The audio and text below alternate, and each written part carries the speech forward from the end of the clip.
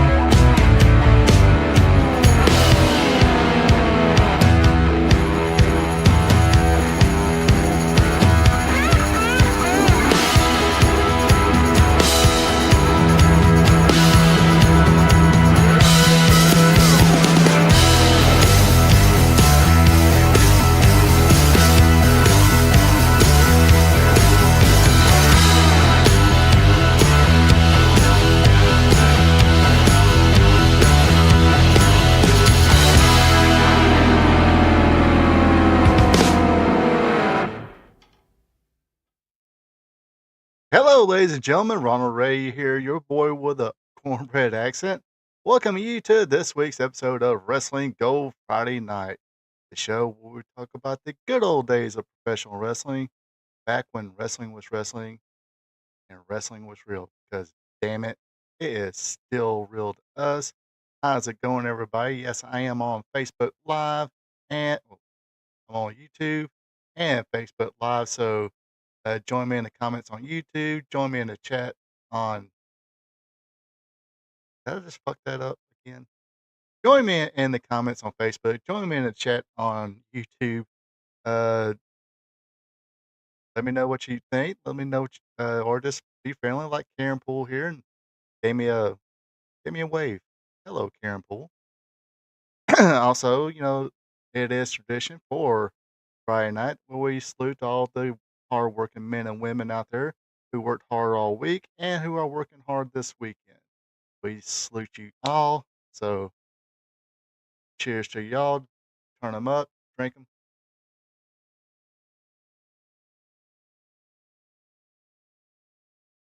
That's cool. Oh no, I say I actually prefer Yingling Light over uh straight up lager, but it's fine. What's up, joking? Yes, damn it, it is Friday. What's happening? Just a normal week, somewhat. But you know what? It's Friday night. This is the fun show. We are going to have fun tonight. Of course, our watch along is Wrestling at the Chase, the historic television show that went on in the St. Louis territory. I don't think I've seen little bits and pieces, like a match here and there, but not a full episode. So this should be interesting. I think some familiar names should be on it. I do believe. I just because I was actually trying to find AWA from this period. I'll let you know why later, um, but couldn't find nothing. Trying AWA kind of late '82 or mid to late '82, '83, but couldn't find anything. But anyway, Let's see. Yes, like I said before, help your boy out. Leave some comments on Facebook. Chat me up on the chat on YouTube. Also, don't forget to click that like button and also friend me on Facebook or click that subscribe button on YouTube.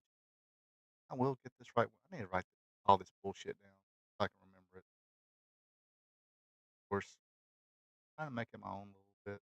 Anyway, I digress. So yeah, hopefully everybody's having a good week. Good night. Like I said, it's gonna be a fun show.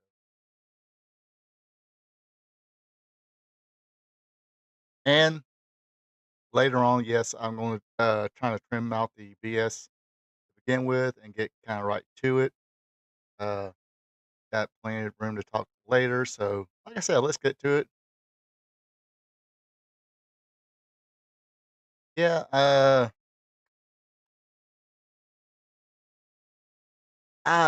was actually thinking about that because I'll get to it later, but this didn't this didn't dawn on me till later. And I like trying to find those obscure territories and stuff like that. Think it'd be fun to watch some of those. So anyway, let's get right to it. We always start off with Wrestling Gold Friday Night with discussing the history on this day. Of course, today is June 20th, year of our Lord 2025. And this is what happened today on June 20th in wrestling history.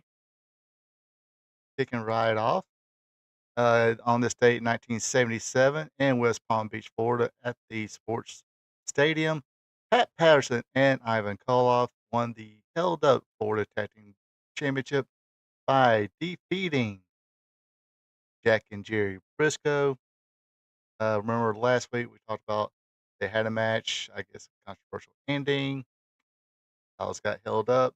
Well, Ivan Koloff and Pat Patterson actually defeated the Briscoes for those held up championships. On this day in 1981, for the World Junior title in Roanoke, Virginia, Liz Thornton defeated Terry Taylor, young Taylor there. In other matches, Big John Studd defeated Blackjack Mulligan. Blackjack Mulligan Jr. defeated the Mongolian Stopper. Of course, go back here, you can somewhat tell that is a young Barry Windham. He actually told a pretty good story on his shooting review about this, where he was already, calling himself Barry Windham. I think he already had the blonde hair.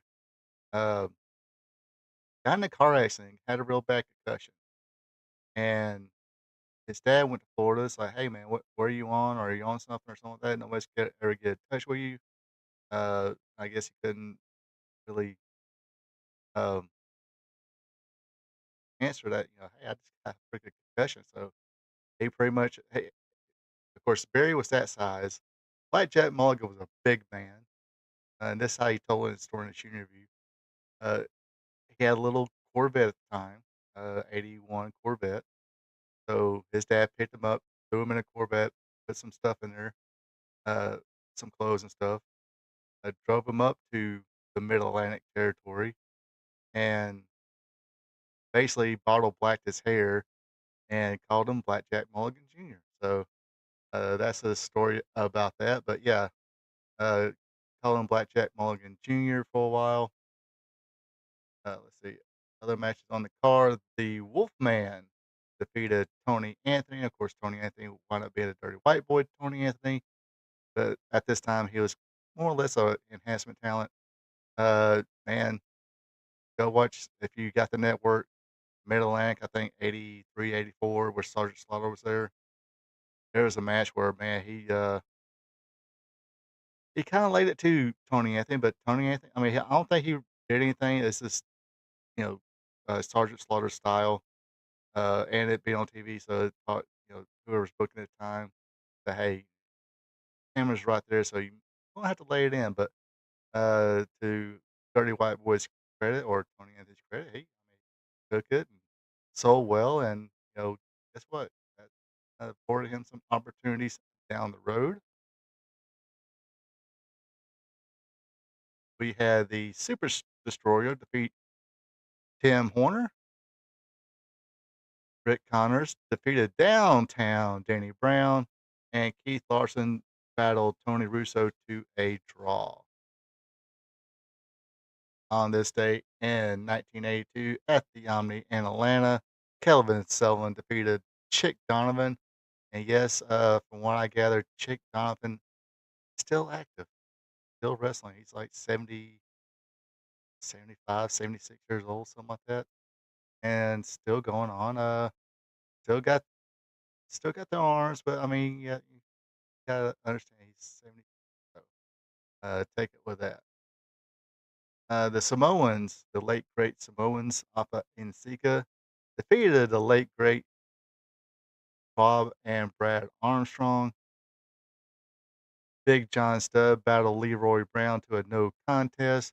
Mr. Wonderful Paul Orndorff defeated Mad Dog Buzz Sawyer to win the NWA national title. Mr. X, who was Don Morocco, teamed up with the Super Destroyer, who we all know is Scott Irwin. They defeated Terry Gordy and Michael Hayes of the Fabulous Freebirds. Tommy Rich and Dusty Rhodes defeated Ole Anderson and Roddy Piper by double D. Or, excuse me, Tommy Rich, Dusty Rhodes battled Ole Anderson and Roddy Piper to a double D. Also on that card, Mr. Wrestling 2 defeated Mass Superstar Bill Eddy. That's another one. I'll harp on this one a little bit more, but you go back and watch some Mass Superstar matches. Just show you how great Bill Eddy was. On this date, and also in 1982. This is the reason I was wanting to show AWA at the time. Hulk Hogan was there, especially like 83, I think, after Rocky 3, and Hulk Hogan was starting to become popular. He was in AWA. This was at the St. Paul, Minnesota. Attendance 15,000 people. Hulk Hogan defeated the AWA World Champion, Nick Bockwell, by disqualification. And there was a few times where I think they show where he looked like he won. Hulk Hogan won the title, but due to some kind of shenanigans, they got the belt back from Hulk Hogan and gave it back to Nick Bockwinkel. I guess the long and short of it is that Vern Gagne didn't really think that Hulk Hogan was much of a wrestler, so therefore he was very reluctant to even think about giving him the championship, even though he was so popular.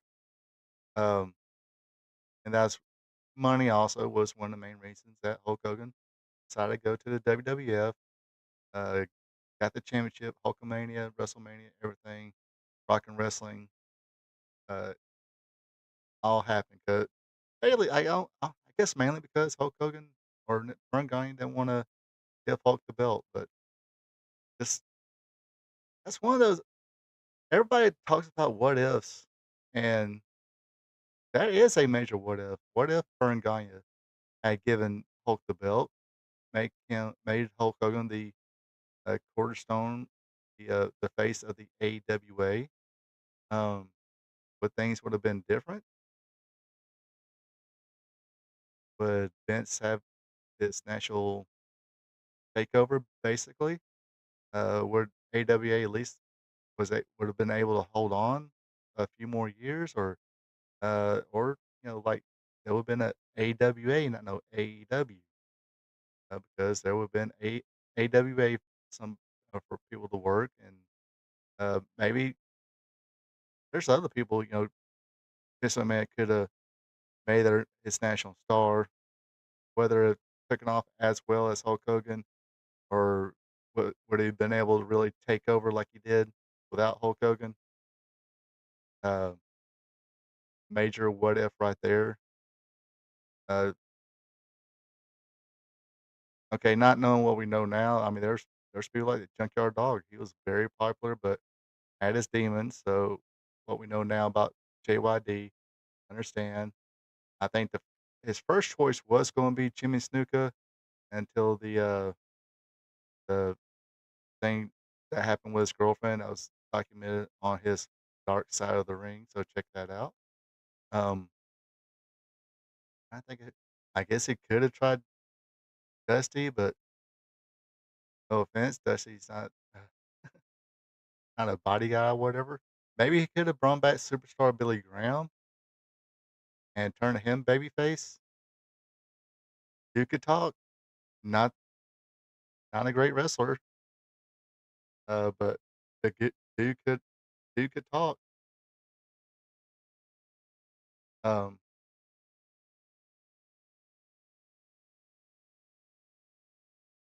so maybe that would have worked for at least 4 years. Because remember, he didn't really, his body didn't break down to what 86, 87. So he would at least have 2 years of superstar Billy Graham.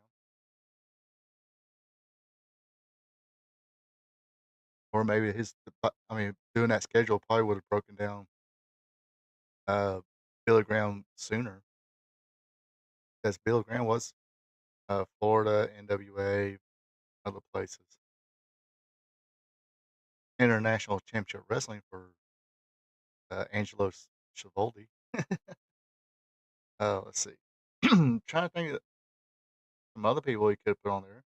I mean, Roddy Piper had to be the heel. Couldn't, couldn't Roddy Piper being the face of the WWF.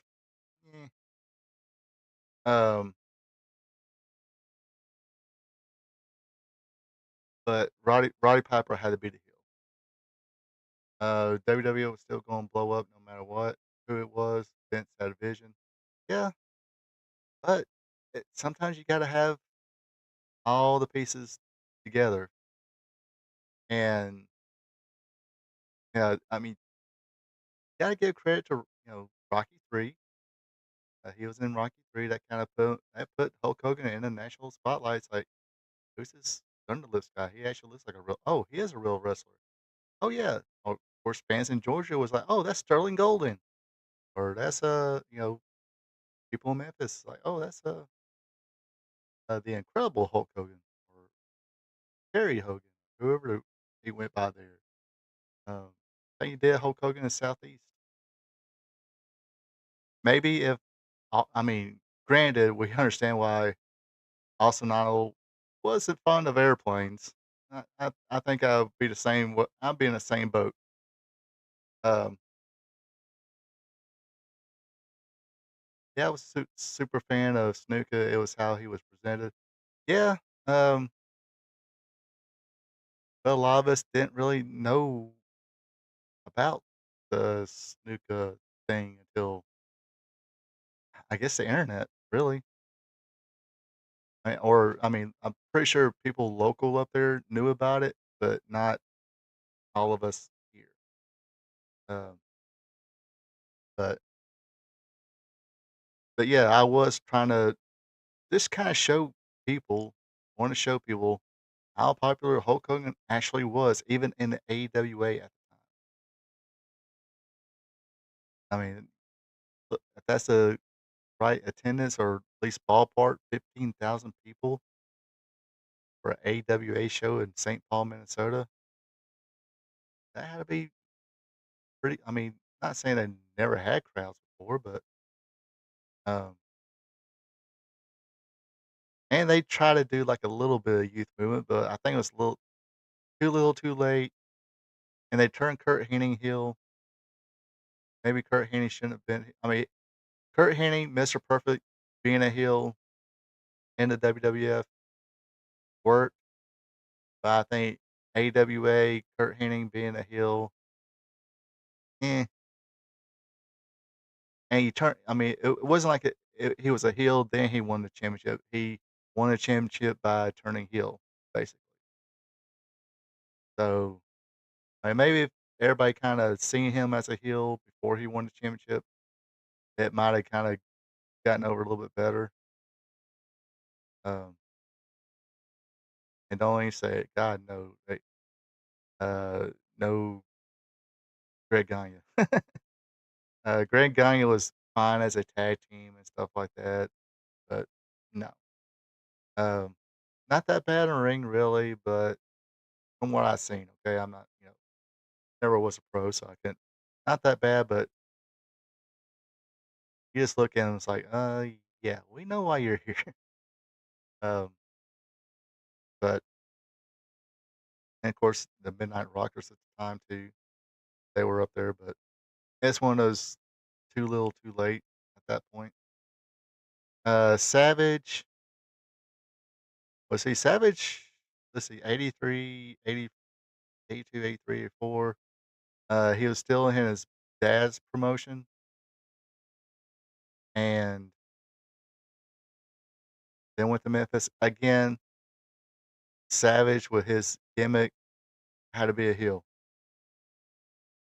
so we kind of looked for baby faces. Uh, Ted DiBiase was a good baby face. Um, I would say Tommy Rich, but at that time, I mean, I guess Vince could have talked him into getting into uh, a diet and weightlifting program, probably. And okay, let's face it, Vince McMahon didn't like Southern people, so no Tommy Rich on that end. Uh, I think it. Well,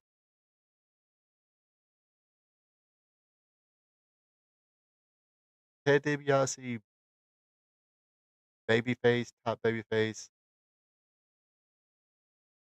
He wasn't as boring as Bob Backlund, I don't think, especially when he was in UWF and Mid South. But and see, I mean, yeah, I'm pretty sure it would have worked, but again, Vince is a body guy, and Dusty was, and Dusty wanted the pencil as well, probably. So, not saying it wouldn't work, but how long would it work? I mean, yes, the Dusty Rhodes and polka dots worked then, but um,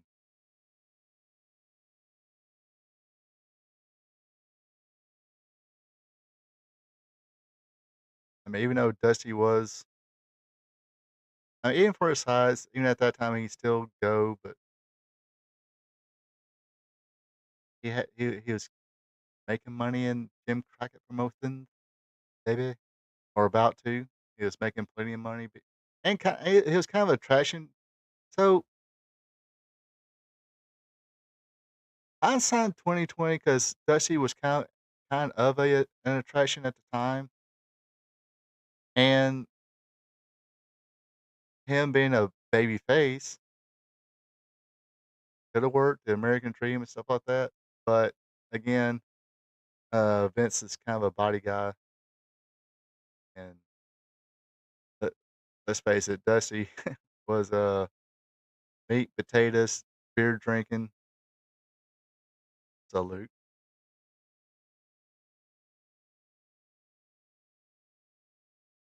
son of a plumber, if you will. And let's also be real that Dusty had an ego. Dusty probably wanted control over everybody's. Probably wanted the pencil too.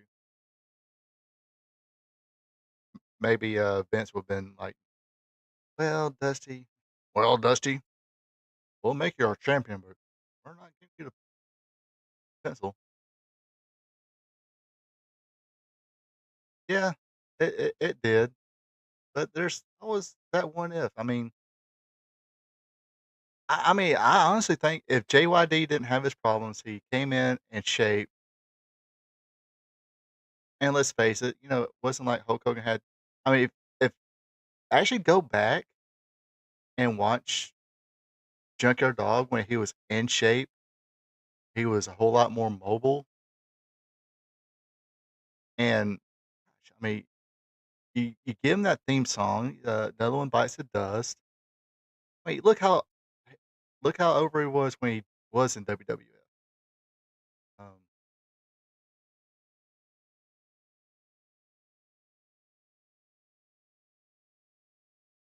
I mean, Ricky Steamboat, good babyface, but not that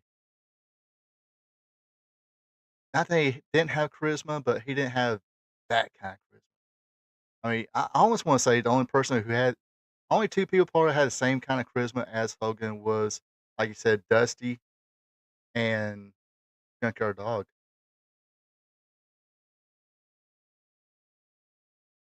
So if you kept him clean, in shape, you know, sell a little bit, uh, basic, get your shine, do your headbutts, sell, come back, a big thump, people pop, and do your little dance afterwards, which is, the same thing as the Hogan pose. That's my personal opinion. I, as a right, obviously I didn't think too much deep into this. It just kind of popped in my head, but now that that's kind of just popped in my head, I think the only person that could have really worked would have been uh, JYD. Tony Atlas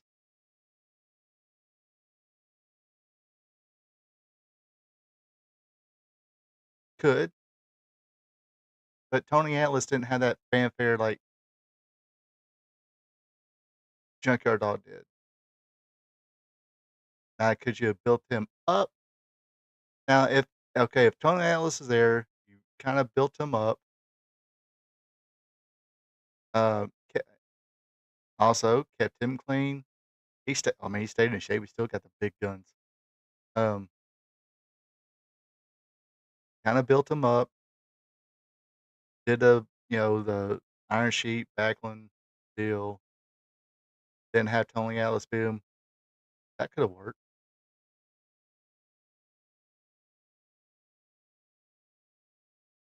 Yeah, I mean that's when he was kind of coming in too.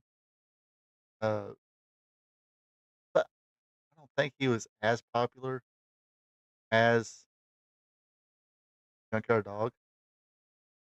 I mean, Junkyard Dog was kind of becoming an attraction too because he would not only go to Mid South, he would make appearances for World Class, make appearances for Georgia, possibly Florida too. I can't remember.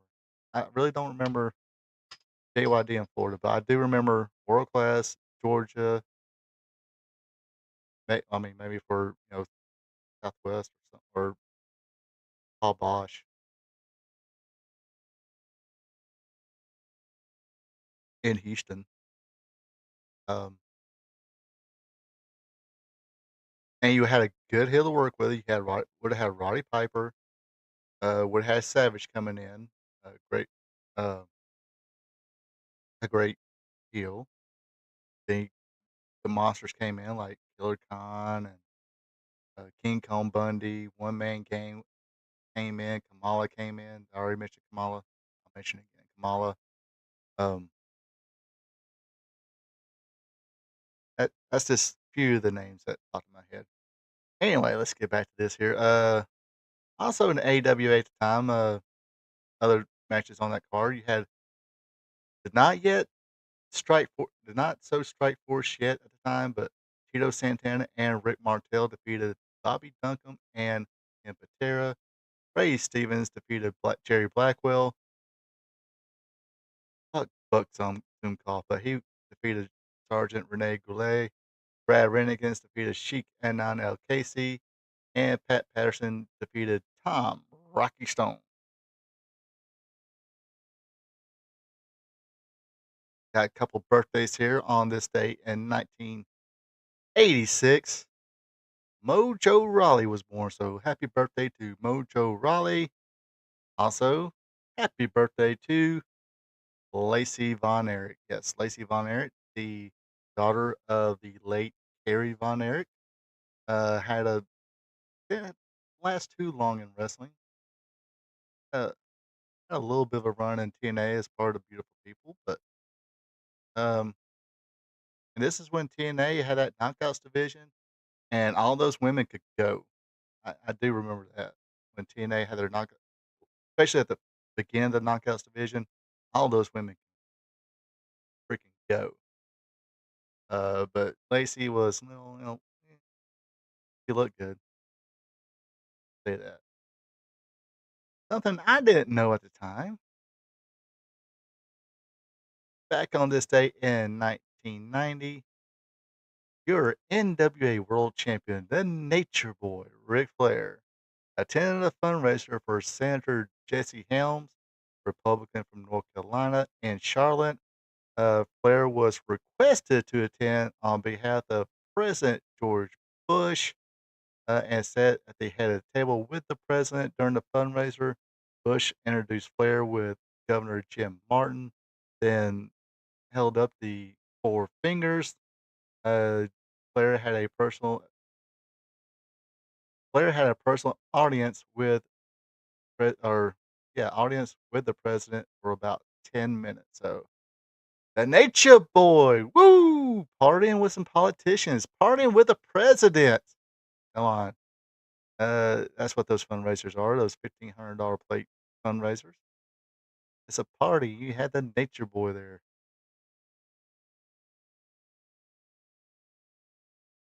On this date in 1992, uh, WCW presented Beach Blast in Mobile, Alabama at the Civic Center, drawing 5,000 people.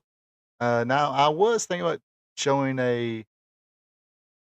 probably an NWA Pro. I'm trying to keep the watch longs about an hour, not too far over an hour. So I couldn't really bring up a Saturday night or something like that, because those were usually 2 hours long. But I actually think about doing this one. Maybe we'll do that, down the line sometime soon. Especially like I said, early, yeah, 89, 90. We'll get to that. We'll make it. We'll make it work. On that, let's see, dark match. You had Junkyard Dog, Tom Zink, and Big Josh, which was Matt Bourne, defeated Tracy Smothers, Richard Morton, and Diamond Dallas Page. Scotty Flamingo defeated Brian Pillman to win the WCW Light Heavyweight Championship. Farouk defeated the Red Rooster. Just kidding. Ron Simmons was not Farouk yet. However, Terry Taylor already had his run as the Red Rooster. Said he pretty much got called out. The fans, when he would come out to the ring, he had a few fans yelling Red Rooster. So kind of frustrated him a little bit. He's trying to be the baby face here when he first came back, but he wound up turning heel anyway. But anyway, yeah, Ron Simmons defeated Terry Taylor. Greg the Hammer Valentine defeated Marcus Alexander Bagwell by submission. Sting defeated Cactus Jack in a Falls Count Anywhere match. Ricky the Dragon Steamboat defeated Ravishing Rick Rude. 4 falls to 3 in a Iron Man match. Oh, Dustin Rhodes, Barry Windham, Nikita Koloff defeated Arn Anderson, Steve Austin, and Bobby Eaton by disqualification. And during the course of the show, Medusa and Missy Hyatt had a little, I think it was like the Miss WCW competition, uh,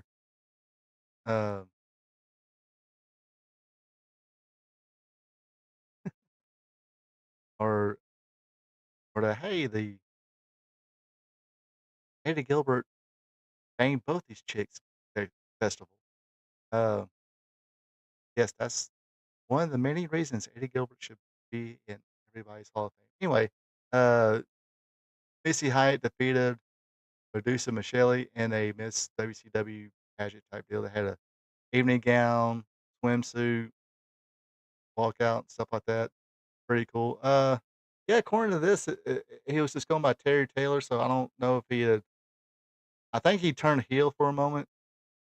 Then, you know, he turned heel. Then, after Wall Street left, that's when Alexandra York started managing Terry. So that therefore changed his name to. Well, no, yeah, because one of this, Ricky Morton is already Richard Morton.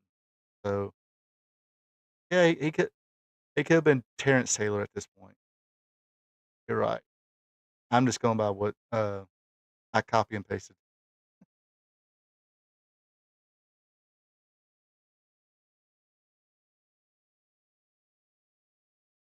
Yeah, he kinda did a he when he became Terrence, he did a slick back, pulled in a ponytail, and he did that for the Tailor-Made Man.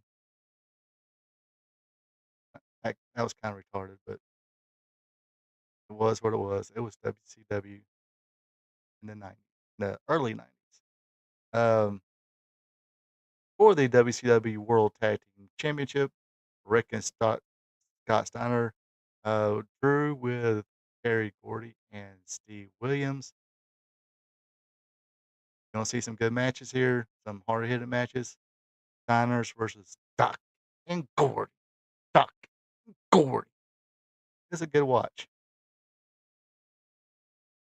Uh, so yeah, this is when Bill Watts was taking had the was vice president here because he did bring in uh Steve Williams and Terry Gordy, who Bill Watts loved, of course. At one point loved Junkyard Dog, but uh very much on the steep decline for the Junkyard Dog. Tom Zink couldn't get along with nobody, from what I've heard. I wish I know Dave Meltzer did a few interviews with Tom Zink. Wish we could have had like a full interview with Tom Zink.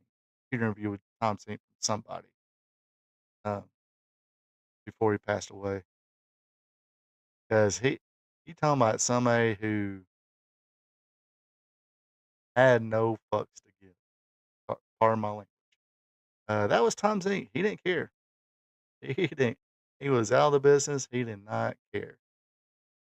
Um, what was it? Late '90s during the Monday Night Wars. Um,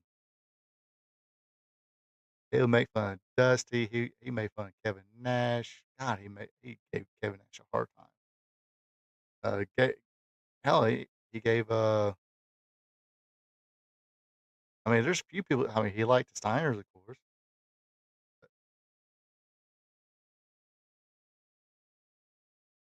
but like I said, he did not care one bit. So,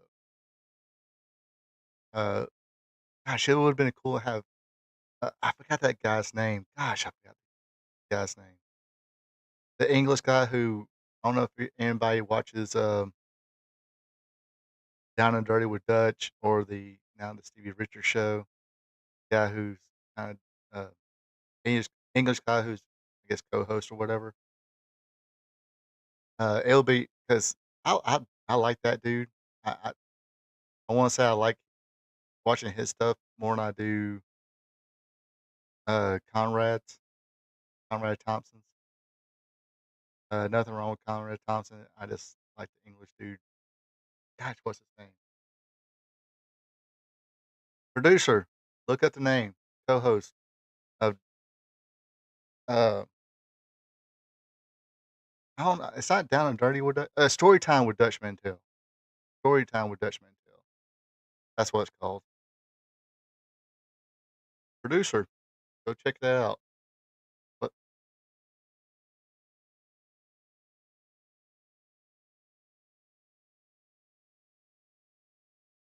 Google it or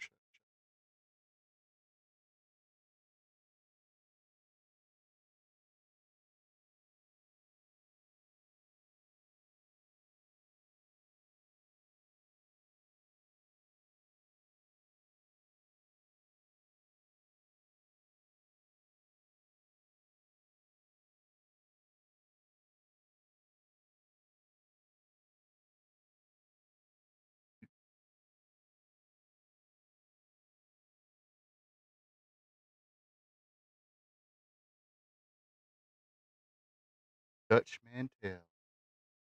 Bad.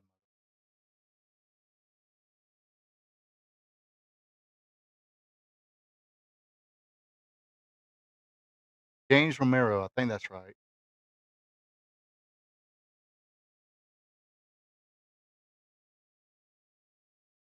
But yeah, I kind of like him. He'll ask us about anything. He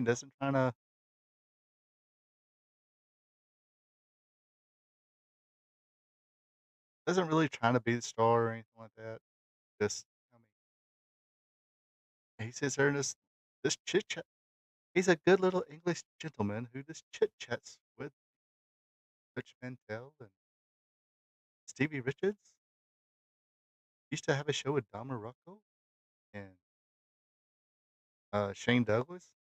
Those are pretty decent.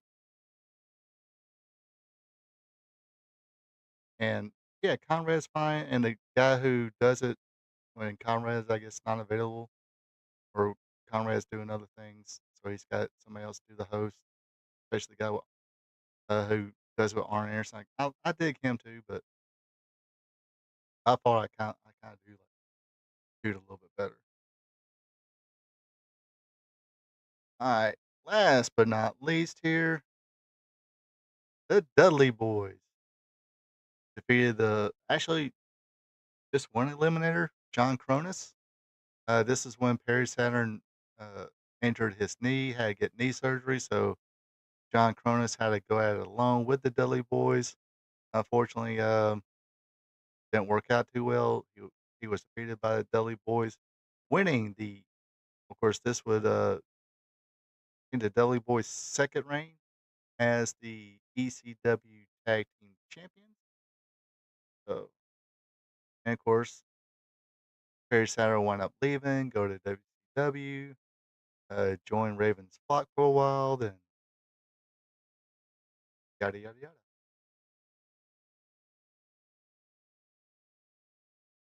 yada. John Cronus would actually form a team with New Jack after Mustafa left. They call the Gangstanators, right? The Gangstanators, and they had one reign as tag team champions, went long.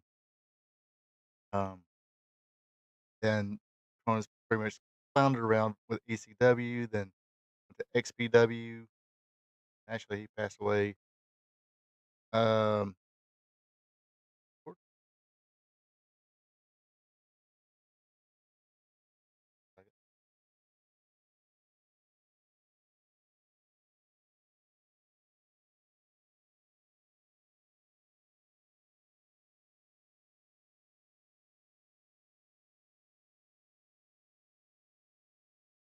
my bad. He wound up passing away at 2007.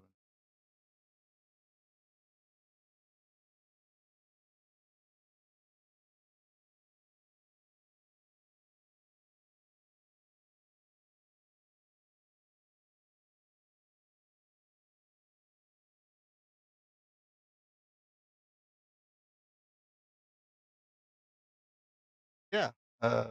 And I kind of dig Dutch's story time. Pretty good because I mean, come on, it is Dutch Mantel, bad motherfucker. Um, but I mean, James, he lets the because I think he does understand. I mean, there's a few times where he'll do his own video discussing some the big topic of the day, whatever. He'll just do it himself and kind of give his opinion. Um, but usually when he's the show with Stevie, the show with Dutch, even with I didn't really watch much of the Don Morocco. I watched a little bit of the Shane Douglas, but he just let Shane. He'll ask a question and he'll let Shane Douglas's and who's uh who the wrestler is just uh get it out, talk about it. Yeah, I keep his name I keep again, but like I said, Seems like Conrad likes to be a little bit confrontational sometimes for whatever reason. I mean, it's cool that he's like that. I mean, that makes him different from other people too. Um, I mean, I do like the Jeff Jarrett one, even though I haven't listened to, like, every one of them. The Arn Anderson, I love. The Bruce Pritchard, I really did like. But they got some other host doing it with Arn Anderson now, or he's got another host or another guy doing it with Arn Anderson now, and it's pretty good. But like I said, James is pretty good.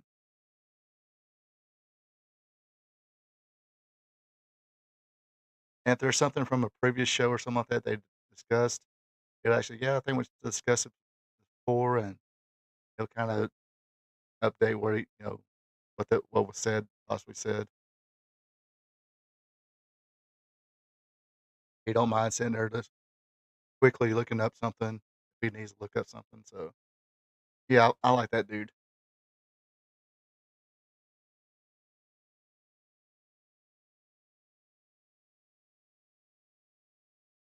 Yeah, I mean, every now and then he'll be snarky, whatever,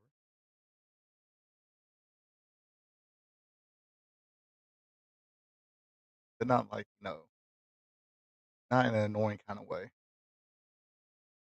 All right, it is that time of the program. Let me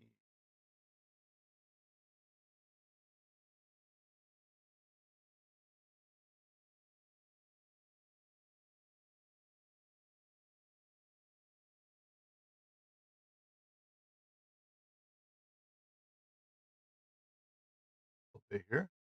It is time for our watch on. It is Wrestling at the Chase in 1980. So, uh, back to back weeks we gone to 1982. So definitely gonna have to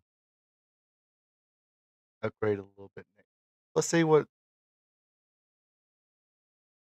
the goings on was. Back in come next week. See if I can tie anything in. That's what I'm want to do to kind of trying to tie in what happened then to whatever a watch along is.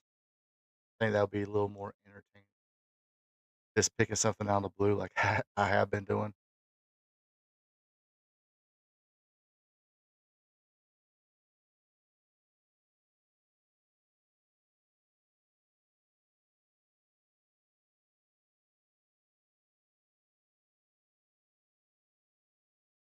Shit.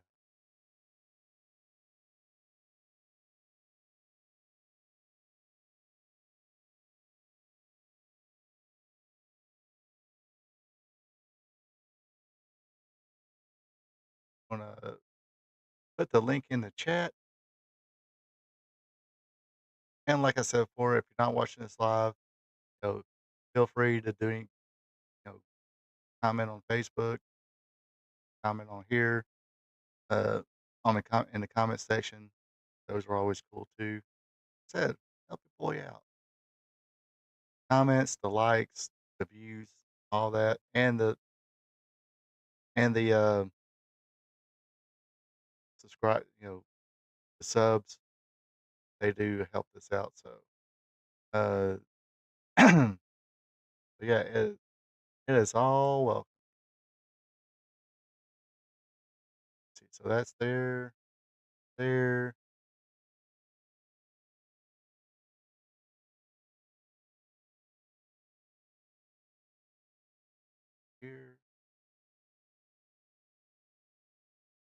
and whenever you folks are ready, I give a countdown.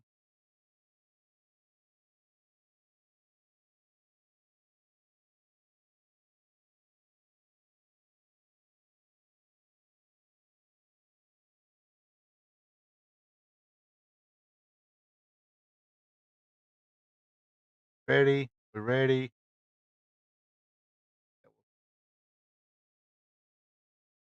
And five, four, three, two, one. Press play now.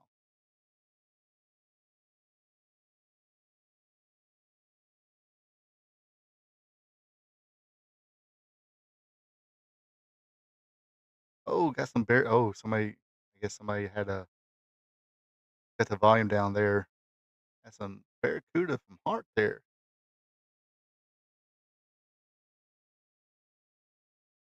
Good. Good. I need a third. I need a third screen so I can watch them.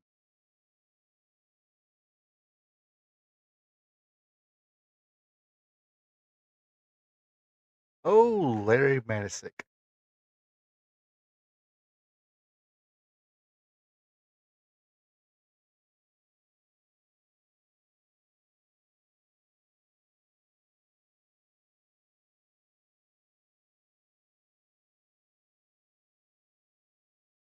Speaking of Rick Flair, we're gonna have some Rick freaking Flair.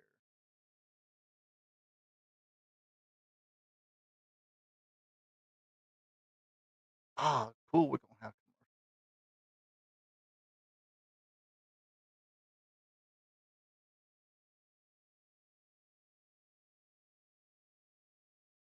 Summerfest '82. Let's go.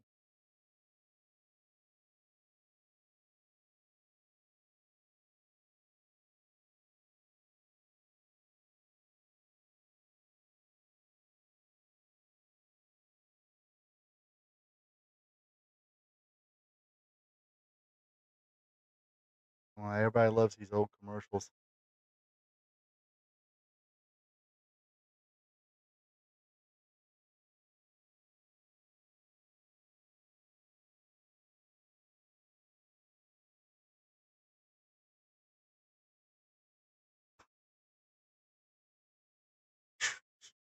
Do they even sell that beer anymore? Stroh's? I do remember Stroh's beer.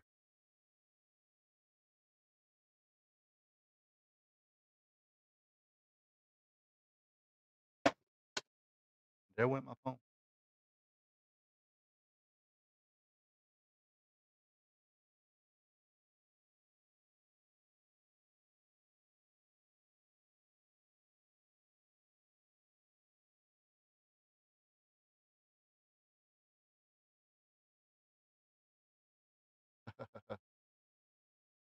Hear that, folks? Protect your wood.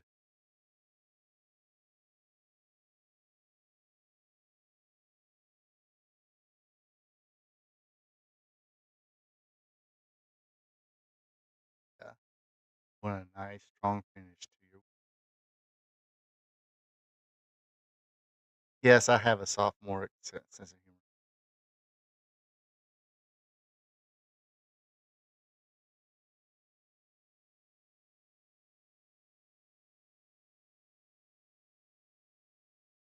Go Kirkland, West Memphis, Arkansas, versus the Olympic hero Ken Patera.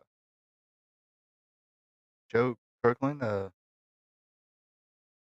all-star for his Dixie Youth baseball team back in sixth grade, second grade,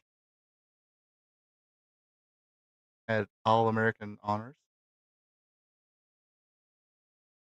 in Little League baseball. I don't know that Little League baseball is going to help him with Ken Patera. He's a big, strong mofo. He did an Olympics in weightlifting.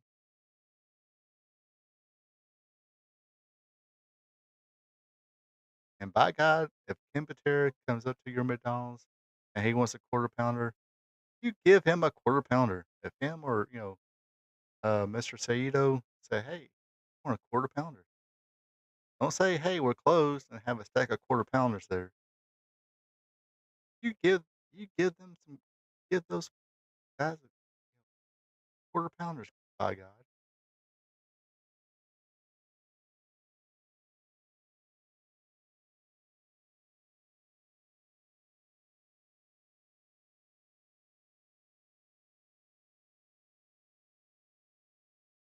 But yeah, Patera, another one of those guys who was a big star in, wrestled in Georgia, wrestled in the New York territory, WWF, AWA, uh, Louisiana.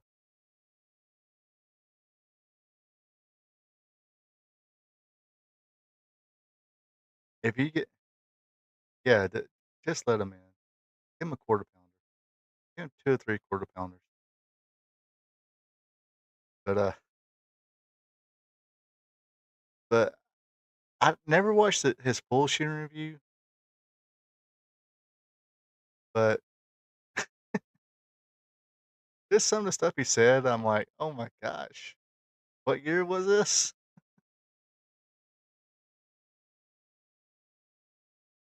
Oh, you better sell that better than that, Mr. Kirkland. Got that chin lock on. Say, hey, Kirkland, I know you work at McDonald's. Better have me about 15 quarter pounders ready. Sir, yes, sir, yes, sir. Loosen up, please. I'll have you about 20 quarter pounders. All right, there. I'll just get a couple elbows on me then.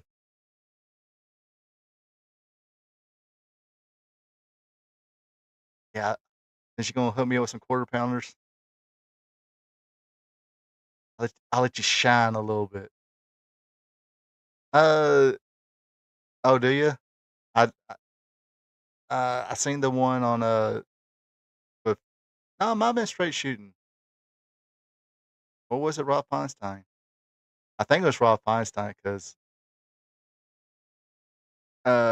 he's okay. Let me PC this 'cause, so I don't trigger anybody. But it I think it was talking about Pat Patterson, and he's like, "Oh yeah, Pat Patterson. Did you know he was an English cigarette? Look up what an English cigarette is." But he actually said the word. Do you know he's an English cigarette? And Einstein.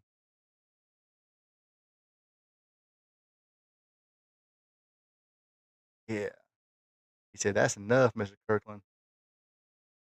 Big knee to your face." The time. Yep. Here we go. Full Nelson.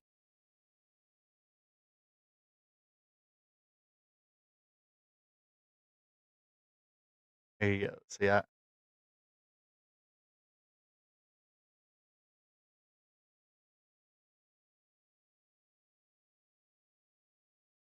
prefer not to get my quarter pounders, bitch.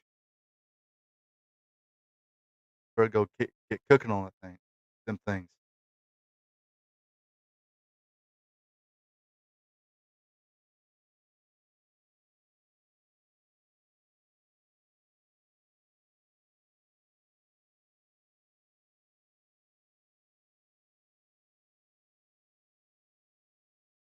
Shit.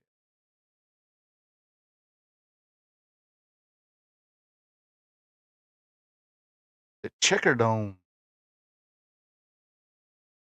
Oh, Dick Flair versus Dick the Bruiser. Ollie Race. Man, come on. Dewey Robertson. Do you know who Dewey Robertson became? If you said Vincent Link, you'd be right. Mike George versus Robert Kirby.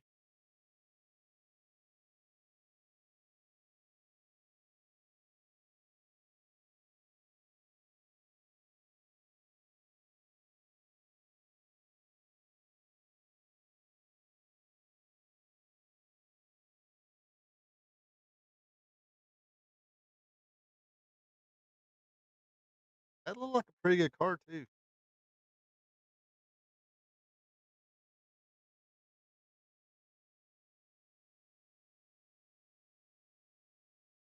Yes, for a small truck in 1982 was about $6,000. Can you believe it? Well, it's a Mazda.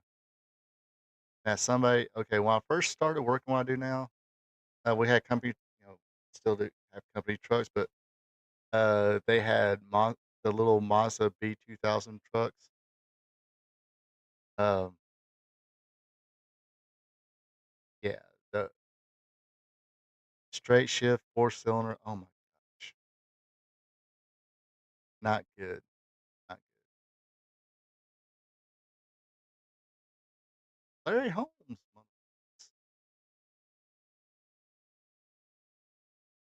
Um,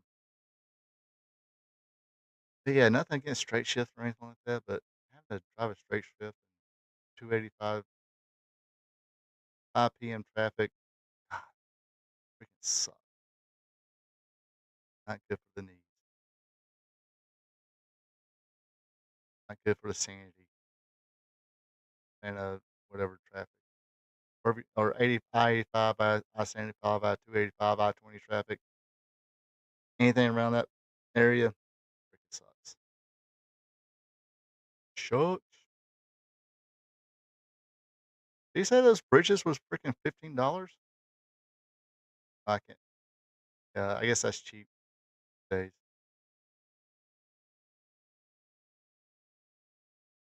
You might be able to get a pair of britches for 15 bucks, maybe at the Goodwill store.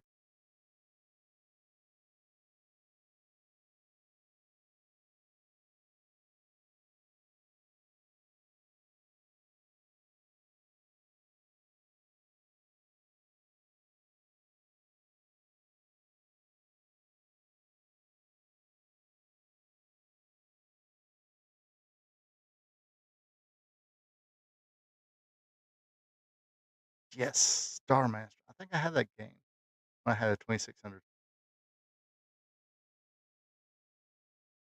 Ooh.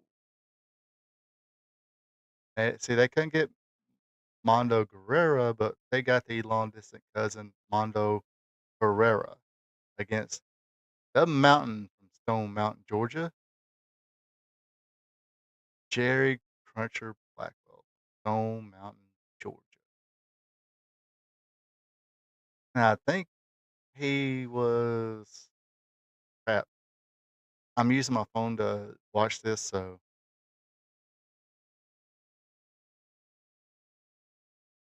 somebody text my brother and asked him was I think it was my cousin Steve's favorite wrestler. Um, I think he had a hand in training him and his brother Bobby. I think. Don't quote me on that.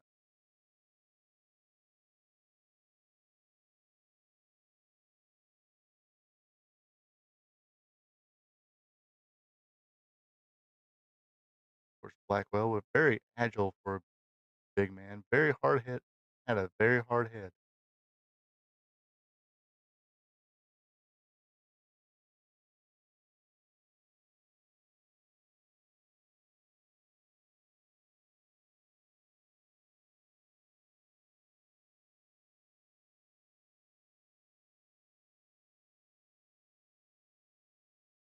Not the prettiest drop kick, but by guy, he got him with a drop kick. Oh my god.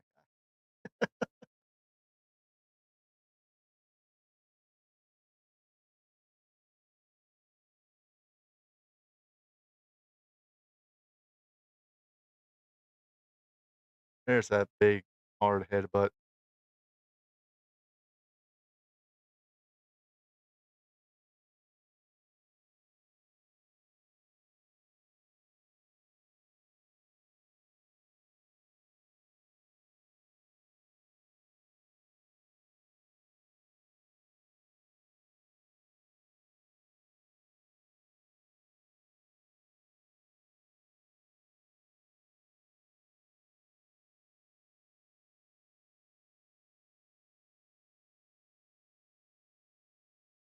Using that weight advantage.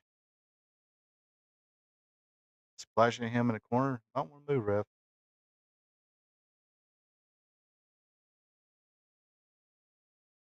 Want to fall now, homeboy.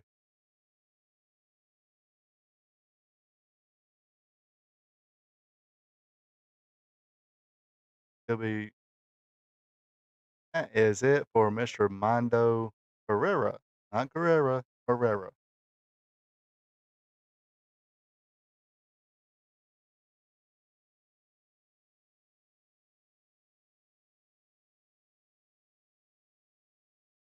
Yeah, local commercials, man. They freaking rock. low prices.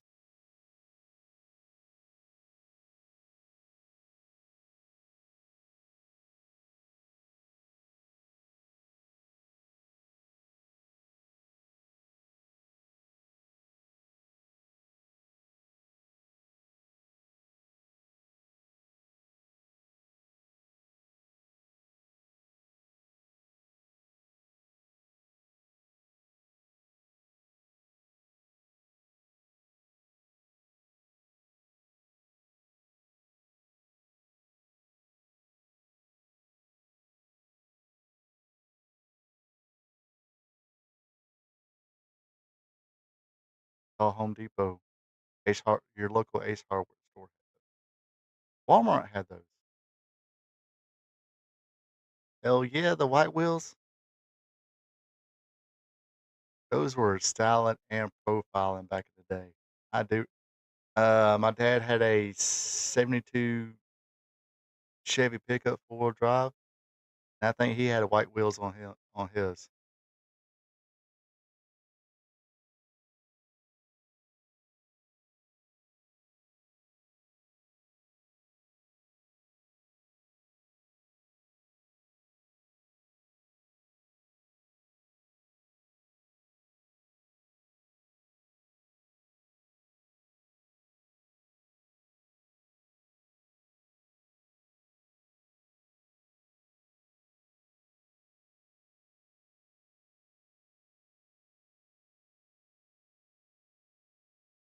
Miller Lite, I don't get it.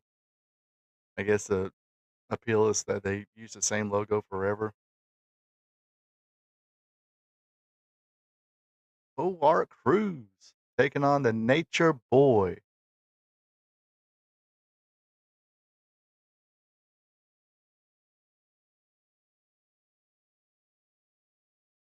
But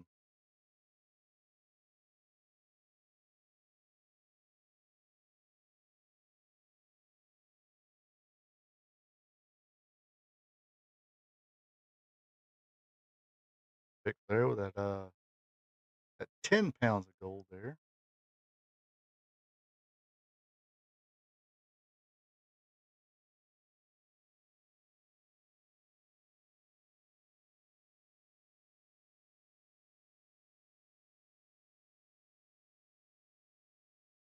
Just 82, looking in good shape.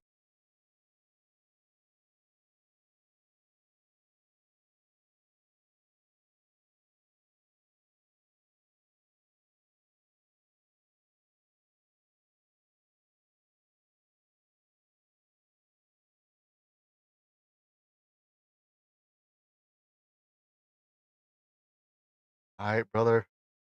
Make me look good, brother. Make you look good.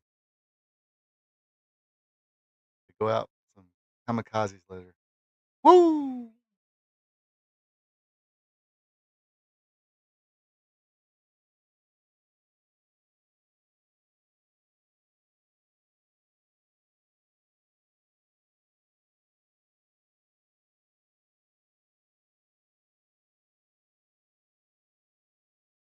That Cruz was, I think he wrestled for a good long time.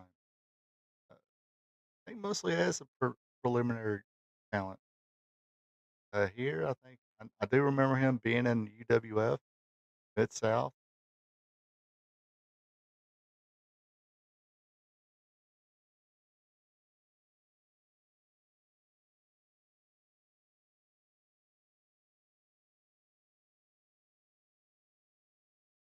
Yep. Now it's time to go to school.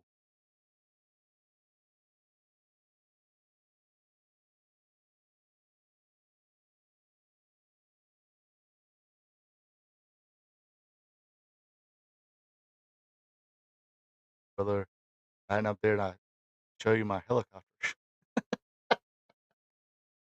Sorry, couldn't resist. I told y'all, man, I can be sophomore with my sense of humor.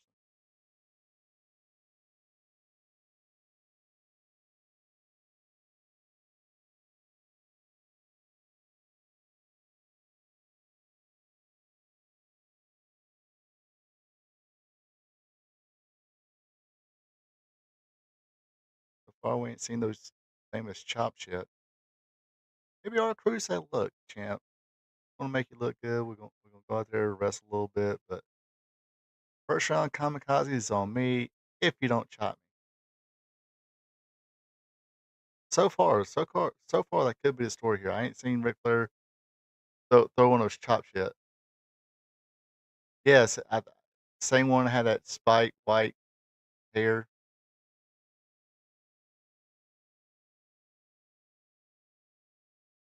If I read it correctly, a couple years ago. So I think I was watching something and he had not to confuse with Art Bar in Portland, but it was he might have been wrestling like world class something like that. I was watching like an old video a long time ago.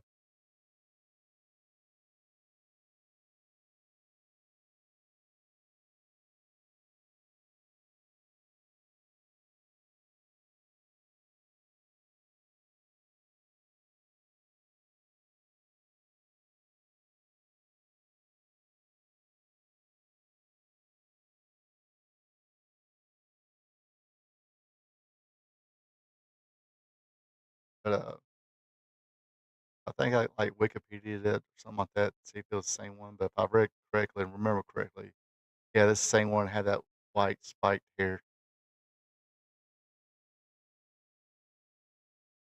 He's not the ring general.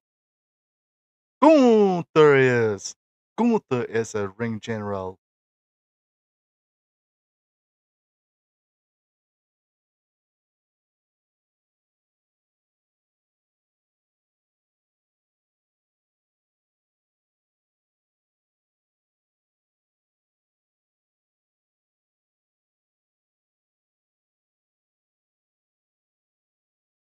The hell is Dick the Bruiser doing with Ric Flair's robe?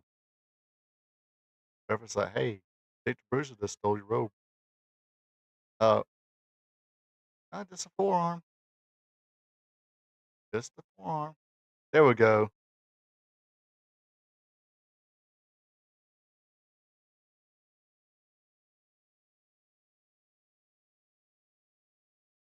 Yeah, the UWF. I think he wrestled some when it was Mid South too, like in the 84, 85. I think I seen him team like Buddy Landell, something like that. Before Buddy Landell became Nature Boy Buddy Landell.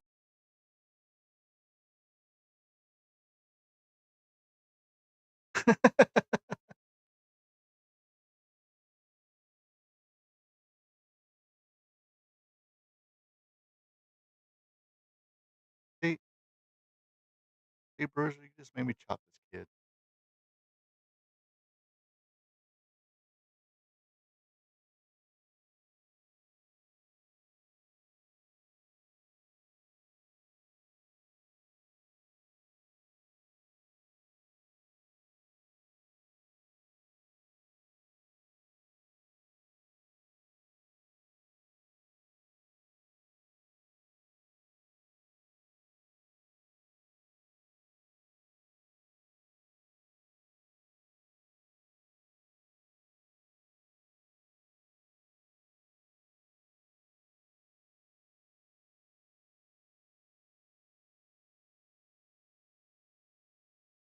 You look at the ref just getting in there, say, look, no, you gotta finish this match here.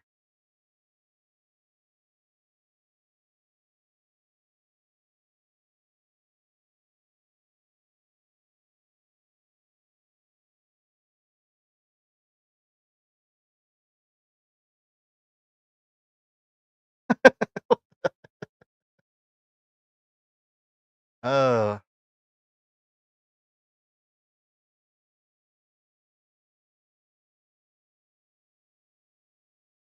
yes, you've probably seen your drunk uncle, very old uncle or drunk grandpa perform these same dance moves.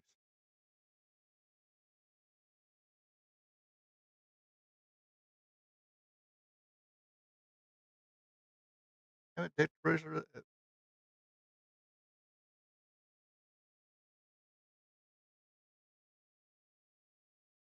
Had to pay me $6,000 to replace that thing.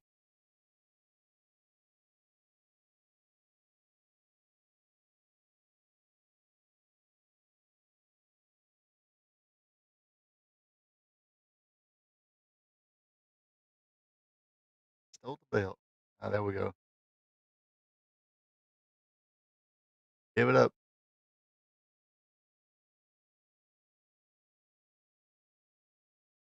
Right now, I'm gonna go get my shit. Hit the Bruiser stole my shit.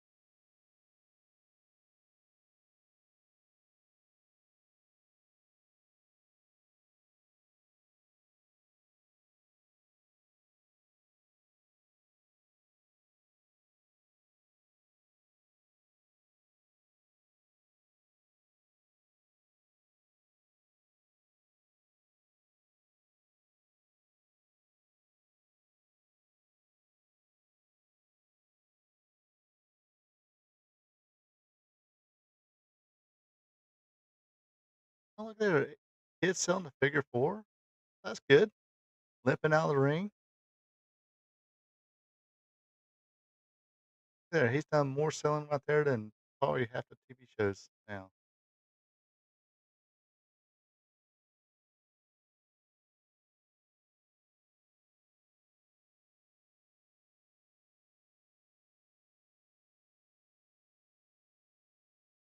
I will say the 80s small cars and the small trucks in the 80s, not so cool looking. Now the full size trucks, Chevy's full size, and the Ford full size trucks, hell, even the Dodges I think look pretty good back in those days.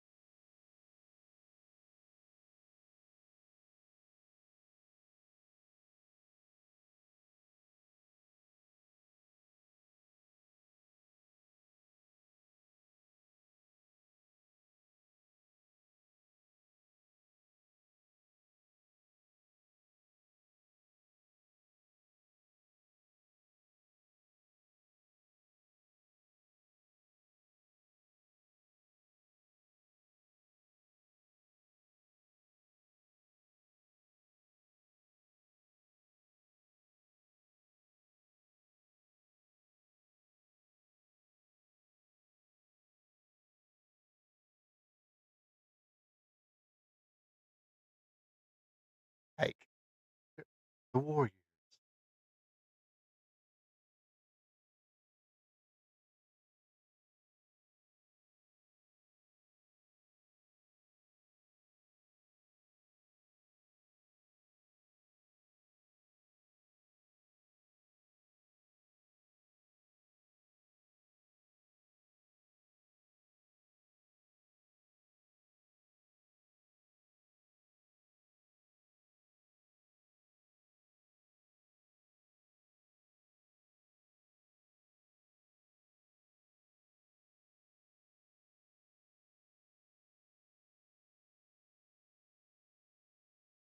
Is that her?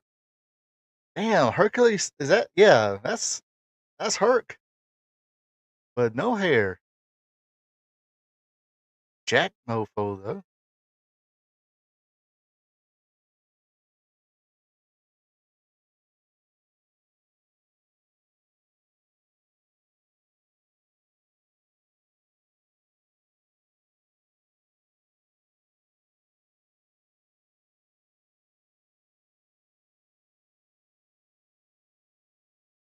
Yeah, shaved her.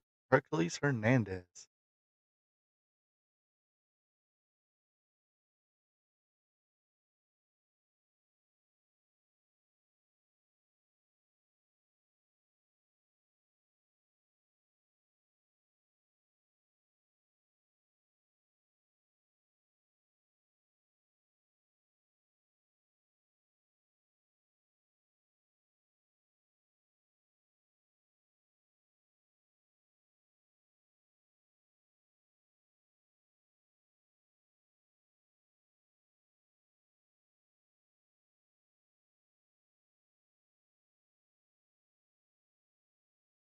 Now, in Victor Bruce's defense, he was definitely on the tail end of his career. Been wrestling a long time, so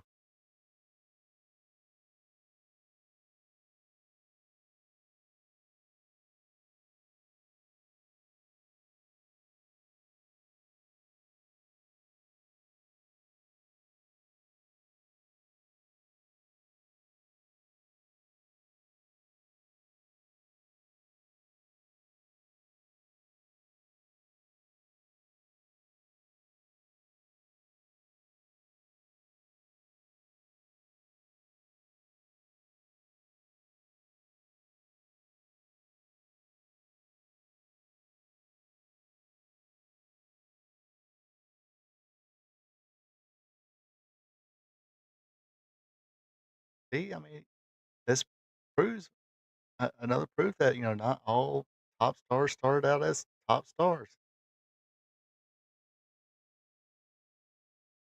I mean, he wasn't world champion or anything, but he was, know,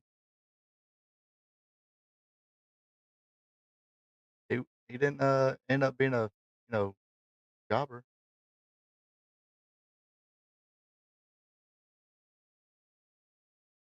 Holly Racing, Dick Murdoch versus Dusty Rhodes and Ted DiBiase. King Kong Bunny versus Bob Sweetman.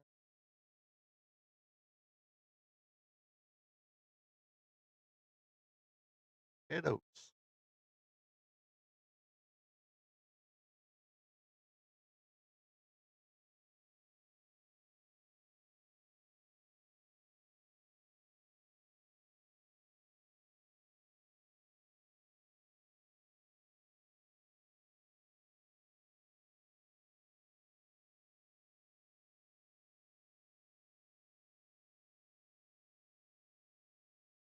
The Checkerdome.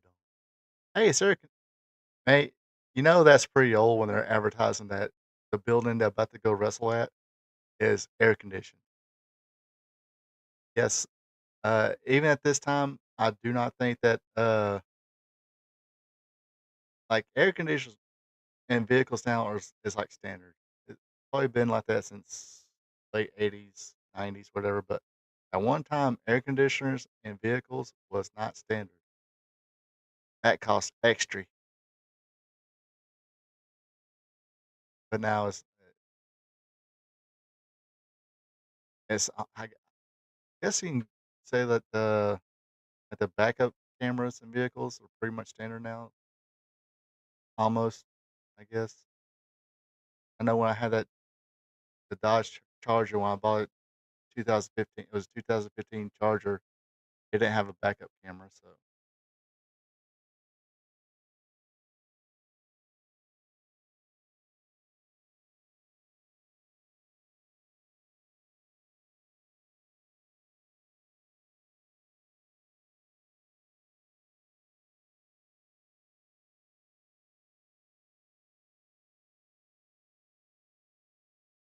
yeah, that used to be the air conditioners back in the day. And roll the windows down.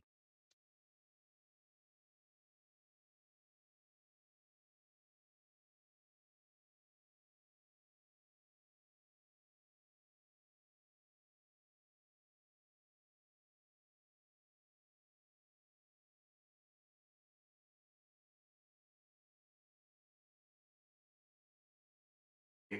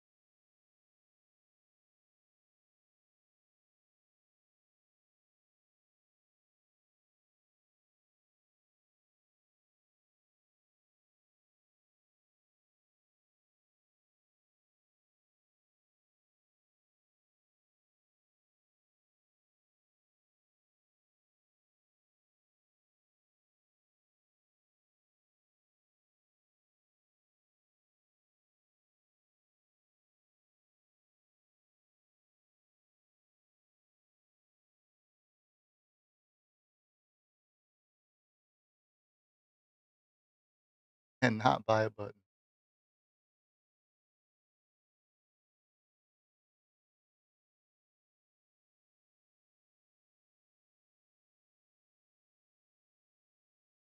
Gosh, yeah, I was just talking about this process we had, and sometimes those air conditioners did not work in those vehicles, and I mean, they were very like like I said, 4-cylinder standard, everything, no electric windows,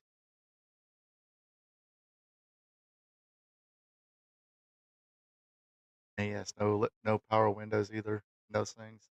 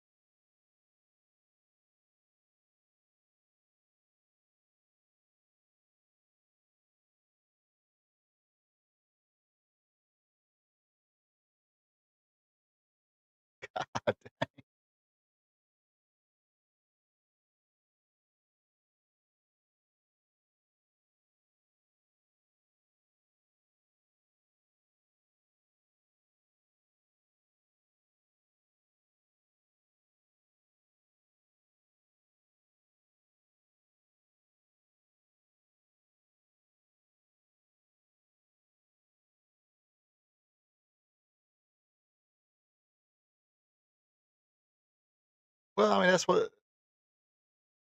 we we weren't old enough to see Brewster and Crusher in their prime. Now we got to see Dusty and Murdoch.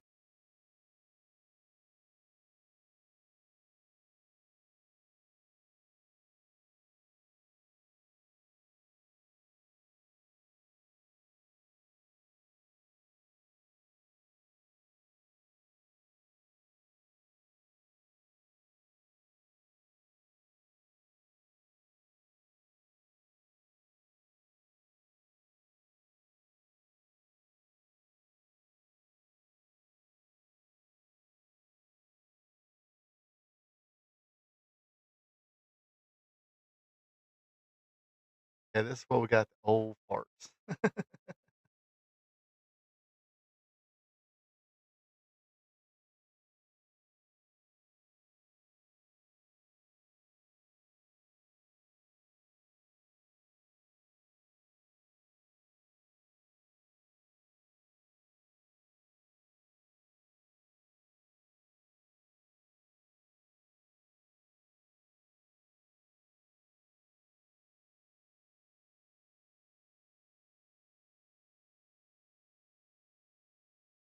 But yeah, I think at this point, Dick Brewster's just kind of going by his name, work a territory here and there.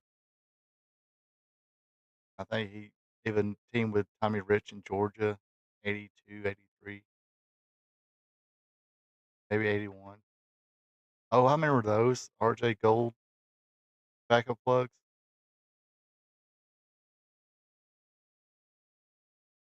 Do they now? I don't watch much, if any, commercial. I'll go on my way not to watch commercials. Um, but do they even like advertise chewing tobacco or anything like that anymore? I think they're not allowed to or something like that. Some well, I mean,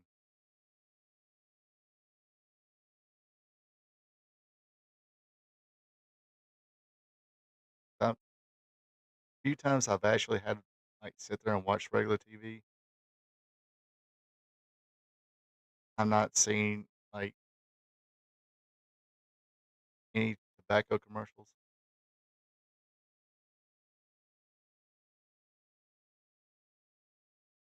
Yeah, I think yeah. Didn't they say for some reason They can't do that no more. They can't advertise tobacco. Buy it for you. They can sell the shit out of it. Can't advertise it. Yeah, cause that's right. Cause that's why NASCAR had to get rid of the Winston Cup. Look at all those fuckers. Oh my George. The missing link. Rufus R. Jones.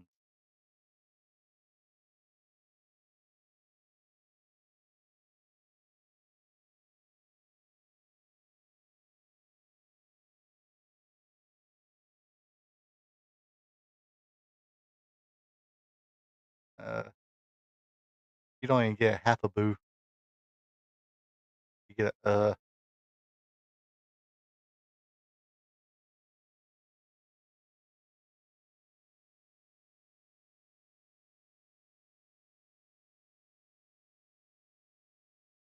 Yeah, Mike George is one of those guys.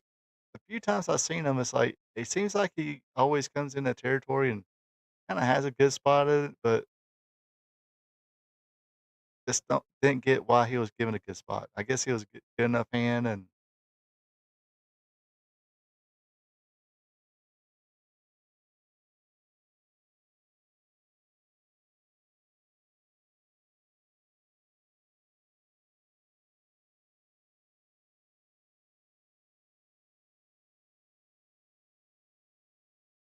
Gary Brown, look, I get booed, but get my stuff in. I got a couple body slams on you, homeboy.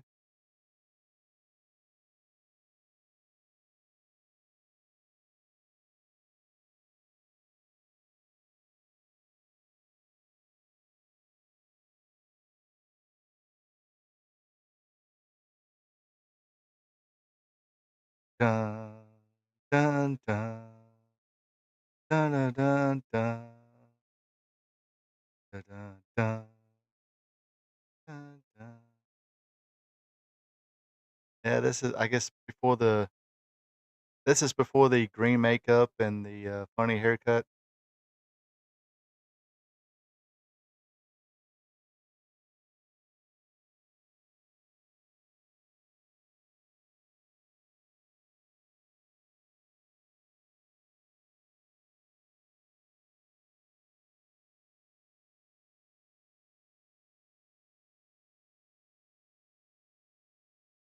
Ain't no missing link move there.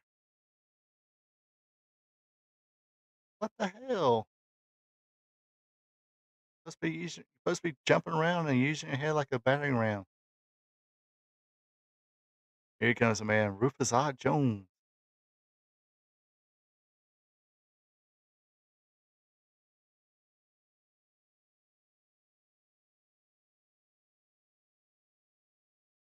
And yes, we iterated that Rufus R. Jones is the stepfather of Dr. Styles Slick.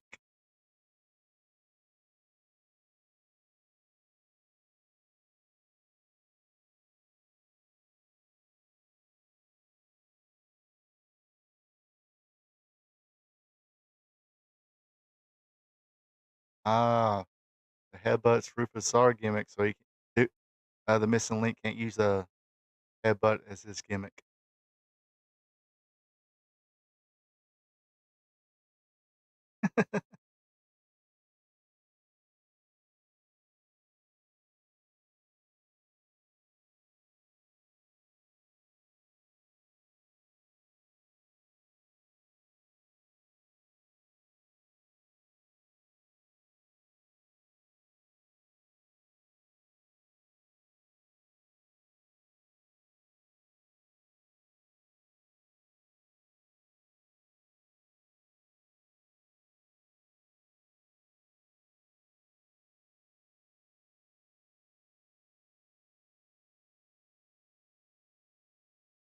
Yeah, like I said, I just never got why he was always either transition or at least always given a good spot in territories.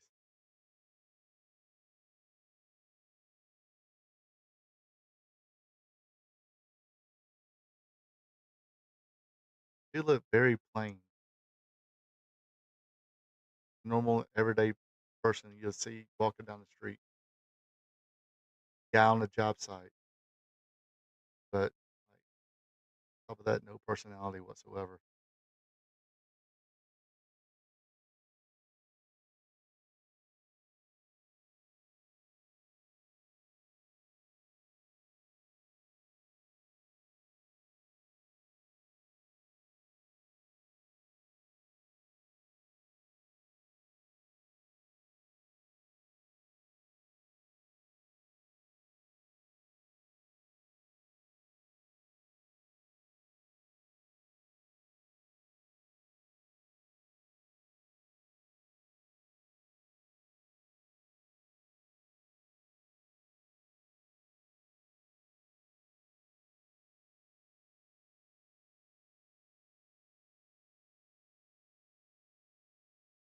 Hey, gotta say it, for, the funny haircut and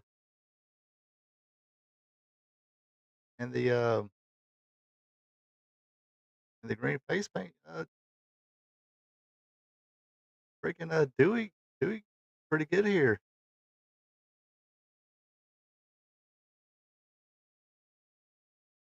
Very technically sound is the man who will be known as the missing link later on.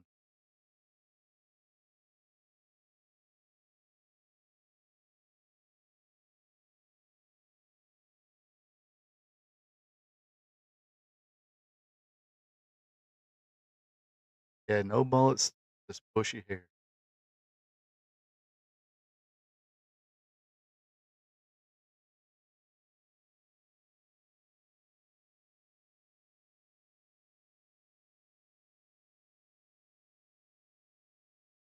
Or, the bushy hair and the, kinda wavy, flowing hair.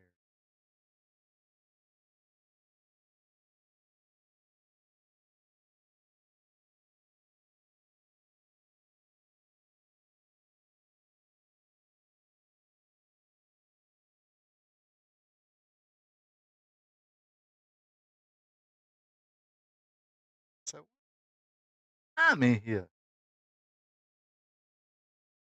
I'm the freight train. Should be saying freight train, freight train. Damn, Bruiser. Ain't no Bruiser in this match.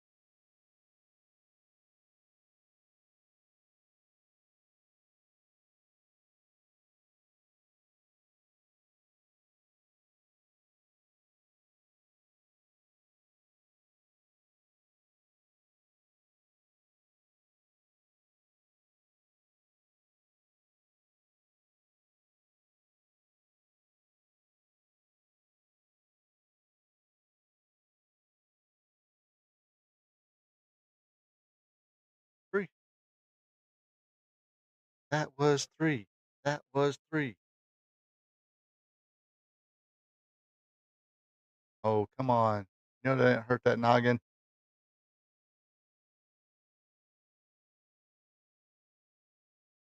Gotta get a little heat now. Then we're gonna take it home.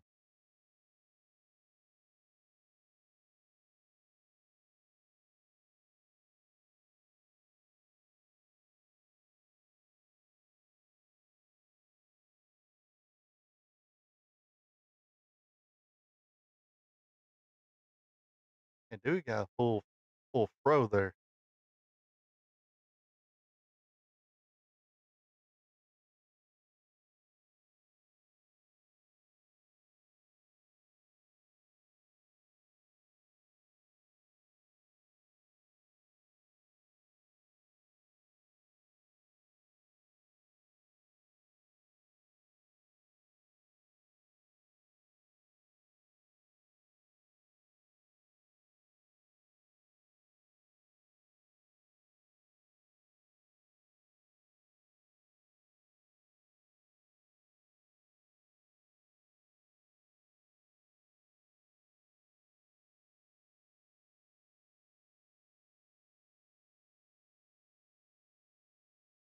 About time to get ready for your comeback there. Time to get that hot. There you go. Time to get that hot tag. He's gonna get it. Oh boy, Mike fucking George.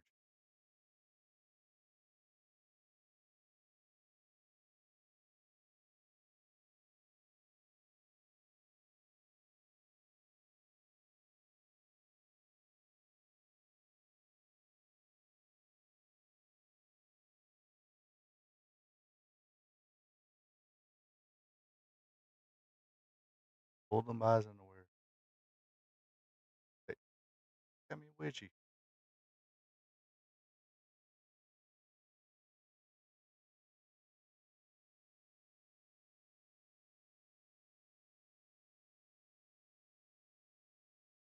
Oh, it's about to break down in Tulsa here.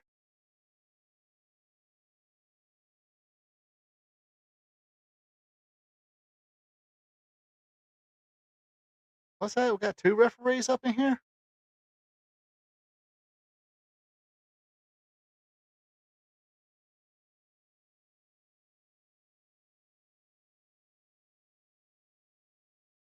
Was able to still do this little sneak attacks there?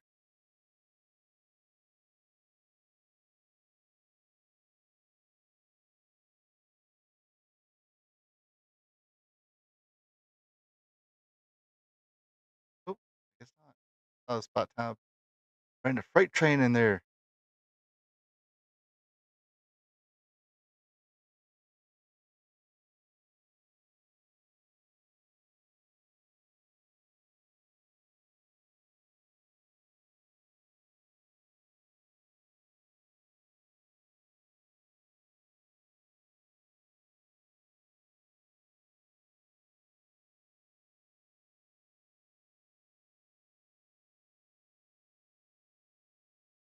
Oh, y'all ain't gonna go Broadway with this. Come on now.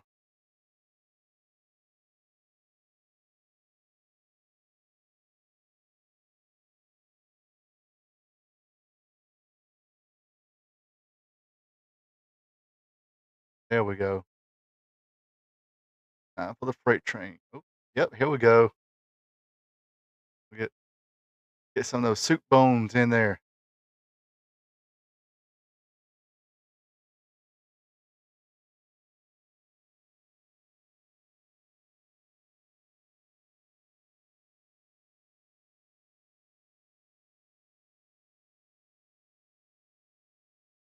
Oh, here we go. Now it's gonna be a Pier Sixer.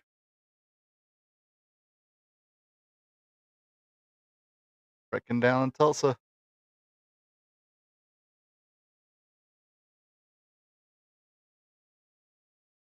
That's it. Here goes the freight train.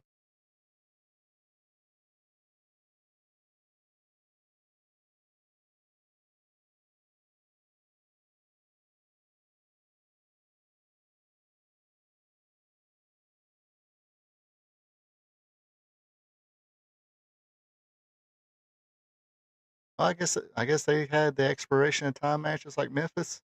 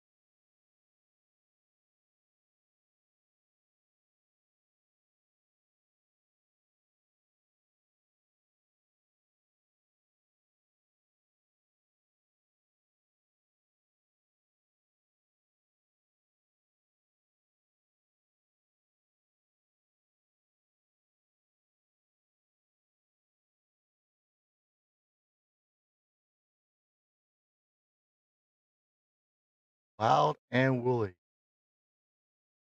And they're still brawling. It's like, man, we ain't done yet.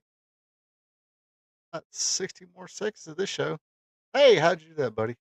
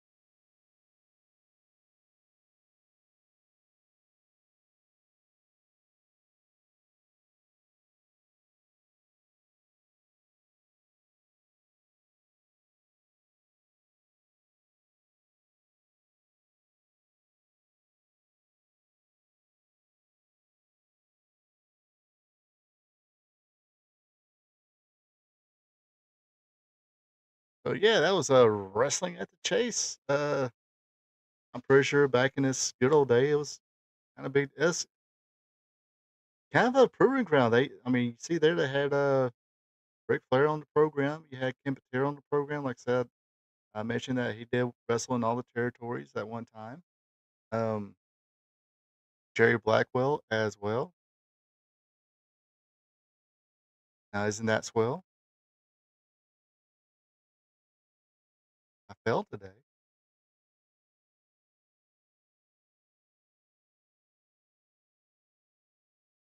That's for rhyming. Uh, but the person who impressed me the most in that, honestly, was freaking Dewey Robertson. Because okay, Dewey Robertson became the missing link. He had a uh, green face paint with a funky hairdo, like front of it be a horn, and it had a little bushy in the back. Um, and he'd come out to Quiet Riot's "Bang Your Head" and use his head like a battering ram. I mean, that was his. That's the only thing he kind of did. Jumped around and gave people headbutts. Did like that, gave people headbutts. Wrestled as a heel for a bit. I think he wrestled in WWF, uh, managed by Bobby Heenan for a short time. I don't think it worked out too well. I think Bobby Heenan was like he was his manager on screen, of course, but I guess Missing Link was like, "Gonna book my hotel and stuff like that." But no, that's Bobby. I think Bobby said, "No, that's your role." It's like, well, a gimmick. You're in New York, you'll be fine.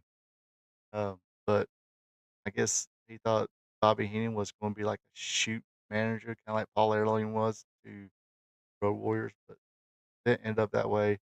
I don't think he stayed too long, but went to World Class. Was he a member of Devastation Incorporated? I mean, he did the um, territories as a missing link. Went to WWF, went back to the territories. Turned babyface. I think for a while he had Sunshine as a manager in World Class.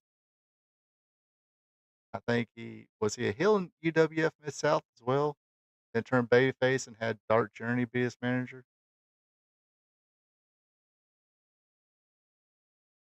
Am I saying that right, or am I getting confused with somebody else? I could be get don't. But I do remember him being a UWF and having a Dark Journey as his manager. The feud with Hot Stuff Hyatt Incorporated. But, but yeah, but seeing him here as this plain old Dewey Roberts, man, he seemed to be technically sound. As far as the this regular pro wrestling, arm drag, hip tosses, drop kicks, body slams, headlocks, shit like that. Dude could fucking move. But yeah, it'll be like a year or two after this. I think he did the missing link gimmick. Like I said, Mike George was just one of those guys that he always seemed that he always had a good spot. He'd be like a Central States champion. And they remember, speaking of UWF, when John Tatum had his car accident, they needed Jack Victory, another partner. So they brought in Mike George to be his partner. Um, I don't guess Jack Victory lasted a long time after that, wound up leaving. And uh, Mike George, I think at that time he was kind of like tail end of his career too. So I think he was kind of a enhancement till I guess he went back to Central or whatever.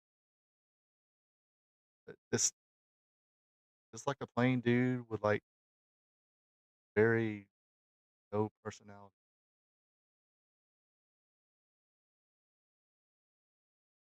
But let's see, this was Ric Flair's first reign, right? His first reign as world champion.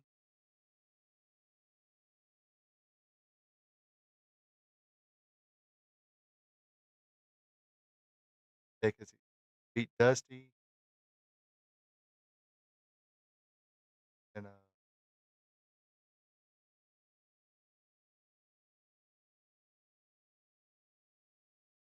think him and Harley switch it back and forth before '83.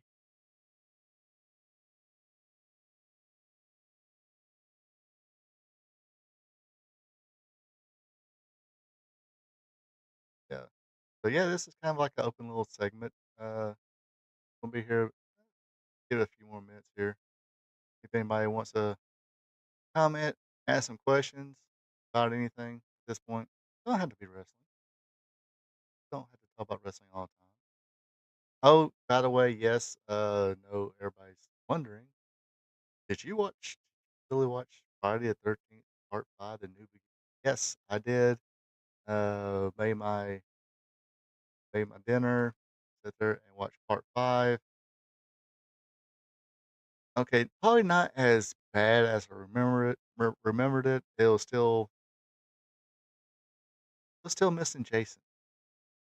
I kinda see what they was, I guess, trying to go with there with the, um, kinda like a side story or whatever, saying, "Okay, this guy you is, since, Tommy was there in the hospital," or not then, but in the what do you wanna call it? The, not really a psych ward or anything like that, just a kinda rehabilitation, I guess, home. I don't whatever you wanna call it. And, but since then the one kid got murdered by a bully, and then the guy came back and kinda wiped everybody out. Because Lord and behold, we didn't know, but that was actually his son. Didn't mention anything about it. Didn't wanna really be a father to him till he got killed, he didn't wanna kill other people. That makes sense, really. It's almost kinda like they was trying to rehash the first one a little bit, except for bully killed dude's son, but, absentee father, didn't even mention the kid just because he was, mentally challenged. Is that the appropriate word?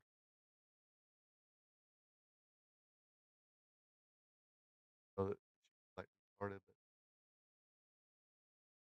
sometimes we don't wanna give. But yes, I did watch it. Liked it a little.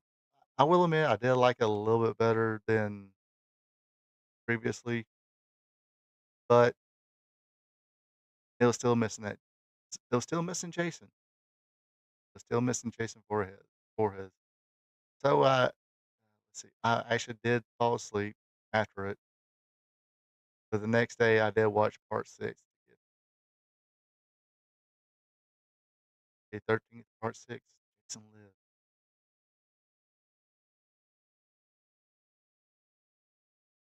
And I guess that means the next Friday 13th, which I don't think we'll have any more Friday 13th this year. I think we just we just got one this year. I could be wrong, but I do believe we're just gonna have one Friday the 13th.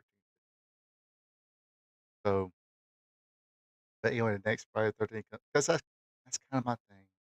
Sorry, usually on Friday the 13th, I'll watch one of the Friday the 13th movies. Yes, that's the one I did watch part 5. Then the next day, I watched part 6.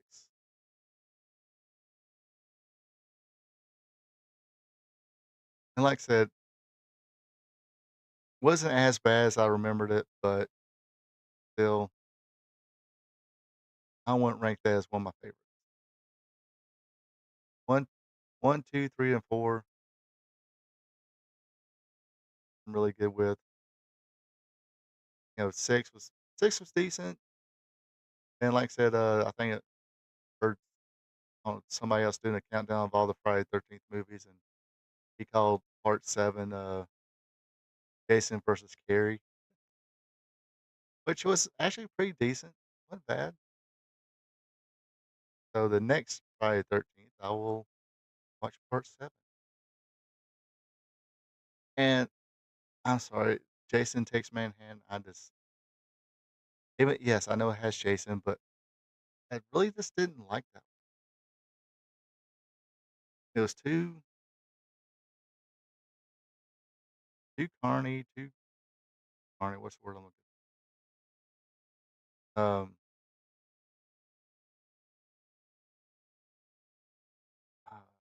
look for a certain word. It was just kind of cringy. Uh, yeah, I actually got the remake. I watched the remake, and I didn't really. I watched. I haven't watched a complete series yet. I kind of keep going back and forth on the show Supernatural, because sometimes they'll do the crap that kind of like, okay, I don't care. No, you're a supernatural show. You're in a war with angels and demons and catching vampires and werewolves and stuff like that. Don't need to go there. Keep keep going after werewolves and vampires and ghosts and demons and angels, all that hokey shit, which is cool. I like that hokey shit. But yeah, don't go there. But maybe one day I'll actually finish the series.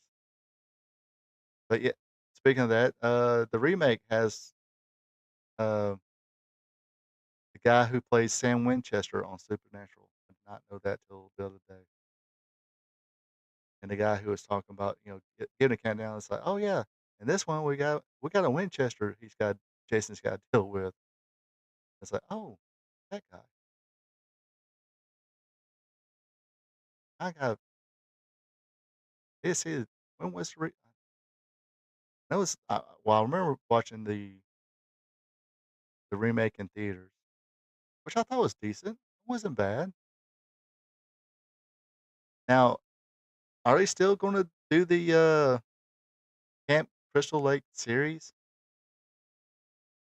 I don't think I'm.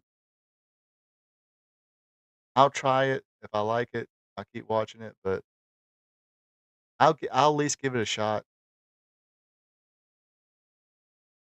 But my expectations is kind of low on that. I think it's going to be straight to streaming though on Paramount, so I'm gonna have to figure out another way to watch it. So, like I said, my expectations on that show is pretty low. It's not quite high. Um, but I will. It's one of those shows I'll give it a shot if I ever figure out you know if it's going to be straight to streaming on Paramount? Oh, it's going to be on Peacock. Okay. Are they going? Okay. Well, yeah. Um. So the only thing I have to do is wait for all the episodes to come out because I don't. I feel like I'm spoiled now. I rather binge a show now than watch it episodically. You're really supposed to. I know one of the YouTube channels I watch. A group of people called Friday Night Heights, I think, and two of the guys, Gary and Jeremy, have an argument about uh just binging it or watching it, like a regular series. Episode one this week, episode two next week, episode three. Because it one of the arguments was, which I kind of see his point. He was like, "Well, see, you watch it week by week by week, you got that water cooler conversation every week if it's a popular series. If you just binge watch it, you can watch it over a weekend, and within a couple weeks, everybody's watched it and it's gone." But I kind of prefer the just sit there and binge watch it. And of course, sometimes I kind of like, but when a season two comes out, I'll like totally forget it. Like I haven't watched. Take that back. Yeah, I watched Reacher two, but Reacher three, I haven't seen that. Oh, nice, nice. Um, I know Netflix had that for a long time, but I guess when Disney bought Marvel, but man, that would be awesome if Disney Channel would or Disney Plus would, or at least sell it to somebody like either Peacock, Hulu, or yeah, put it on Hulu. Disney owns Hulu, um, or Netflix again.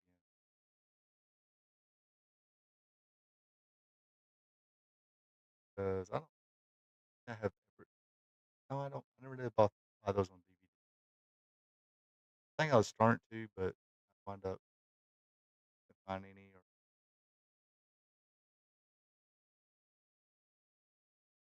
not what happened. Uh, I will say the Incredible Hulk with Edward Norton I thought was pretty good. The Hulk with Eric Bana didn't like that much. Campy. That's the word I'm looking for. Let me go back. Friday the 13th, part 8. Jason Takes Manhattan. Manhattan was a little too campy for me. Uh, the Hulk with Eric Bana was a little too campy for me. It's yeah, it just seemed campy. It had a great cast and everything, but just eh. But the Hulk with Edward Norton, I thought was really too bad he couldn't stay being Bruce Banner and the Hulk. Got Mark Ruffalo. That dude needs help. A lot of those people need help.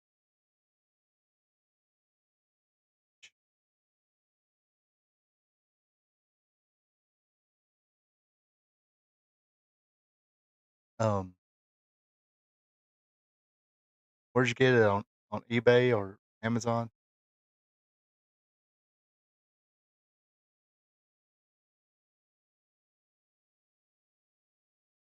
Put up, put it on a. It's on Amazon, I guess. I put it on the wish list.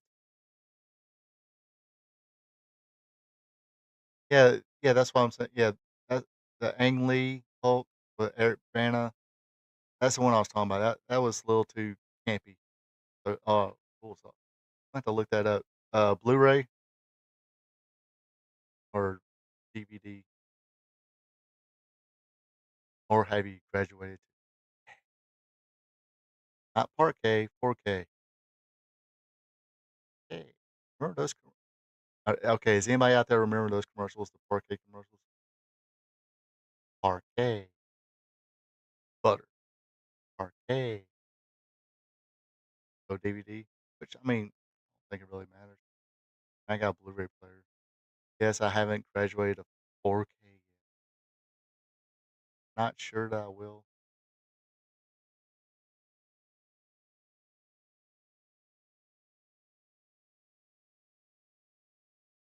$25.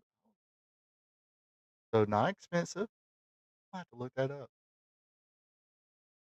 Could be put it on the list. And that could be Christmas present to myself. Yay! I got something to look for Christmas for myself. Hey, well, yeah, I mean, I got a Blu-ray player. Yeah, I got a PS4 and I got a separate Blu-ray player. Does a PS5 have 4K? Ooh. This is how behind the times. When you get this age, you're somewhat in tune, but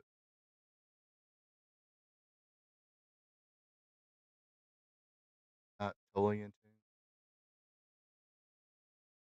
But yeah, does anybody out there that does yeah, I should be embarrassed by asking something. If the PlayStation 5 got 4K,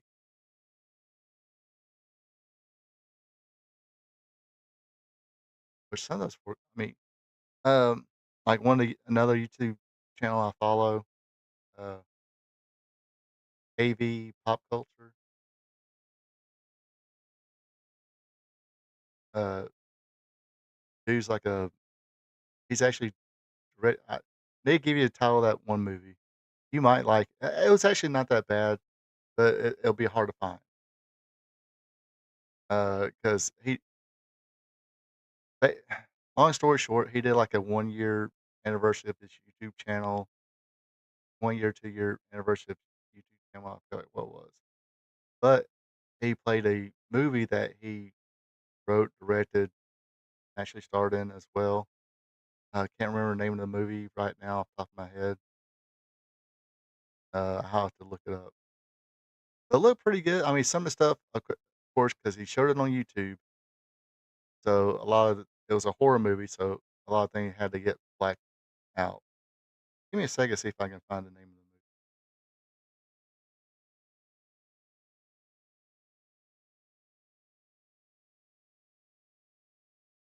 the movie. Um,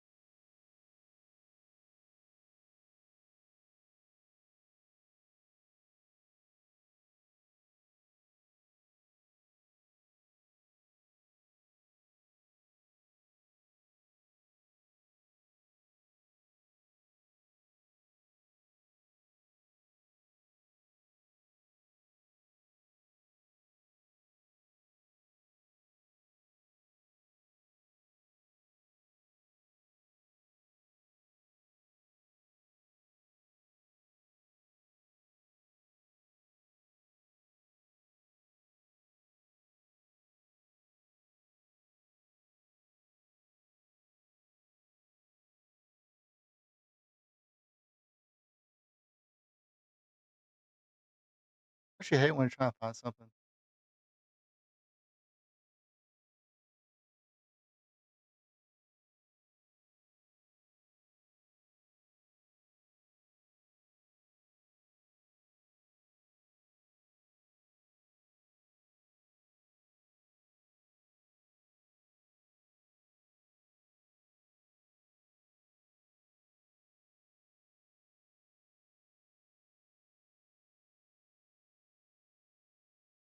Bear with me. You know how I get when I'm trying to find something. Anyway, the I think the director's name is Chase Smith.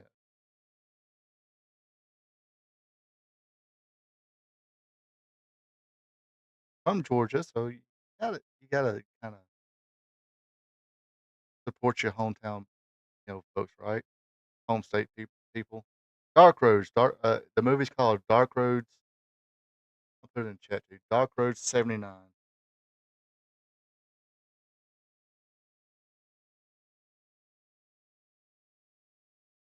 Um, Basically, it's about a southern rock band that um, gets made a deal with the devil one time, and now there's kind of an influence and shit's happening, and maybe somebody else will take up the deal. But it has I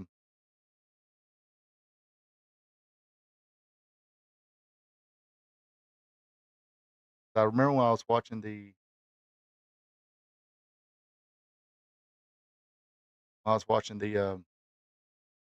was talking about it, doing like a watch along, and like I say, couldn't really show anything, but Bill Mosley was in it from Texas Chainsaw Massacre 2, 3 maybe, and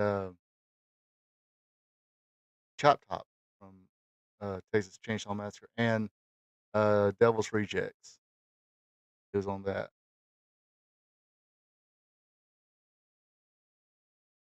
So he was sitting there like, yeah, we got him on here, and yeah, that was a big part of my budget gone to pay him.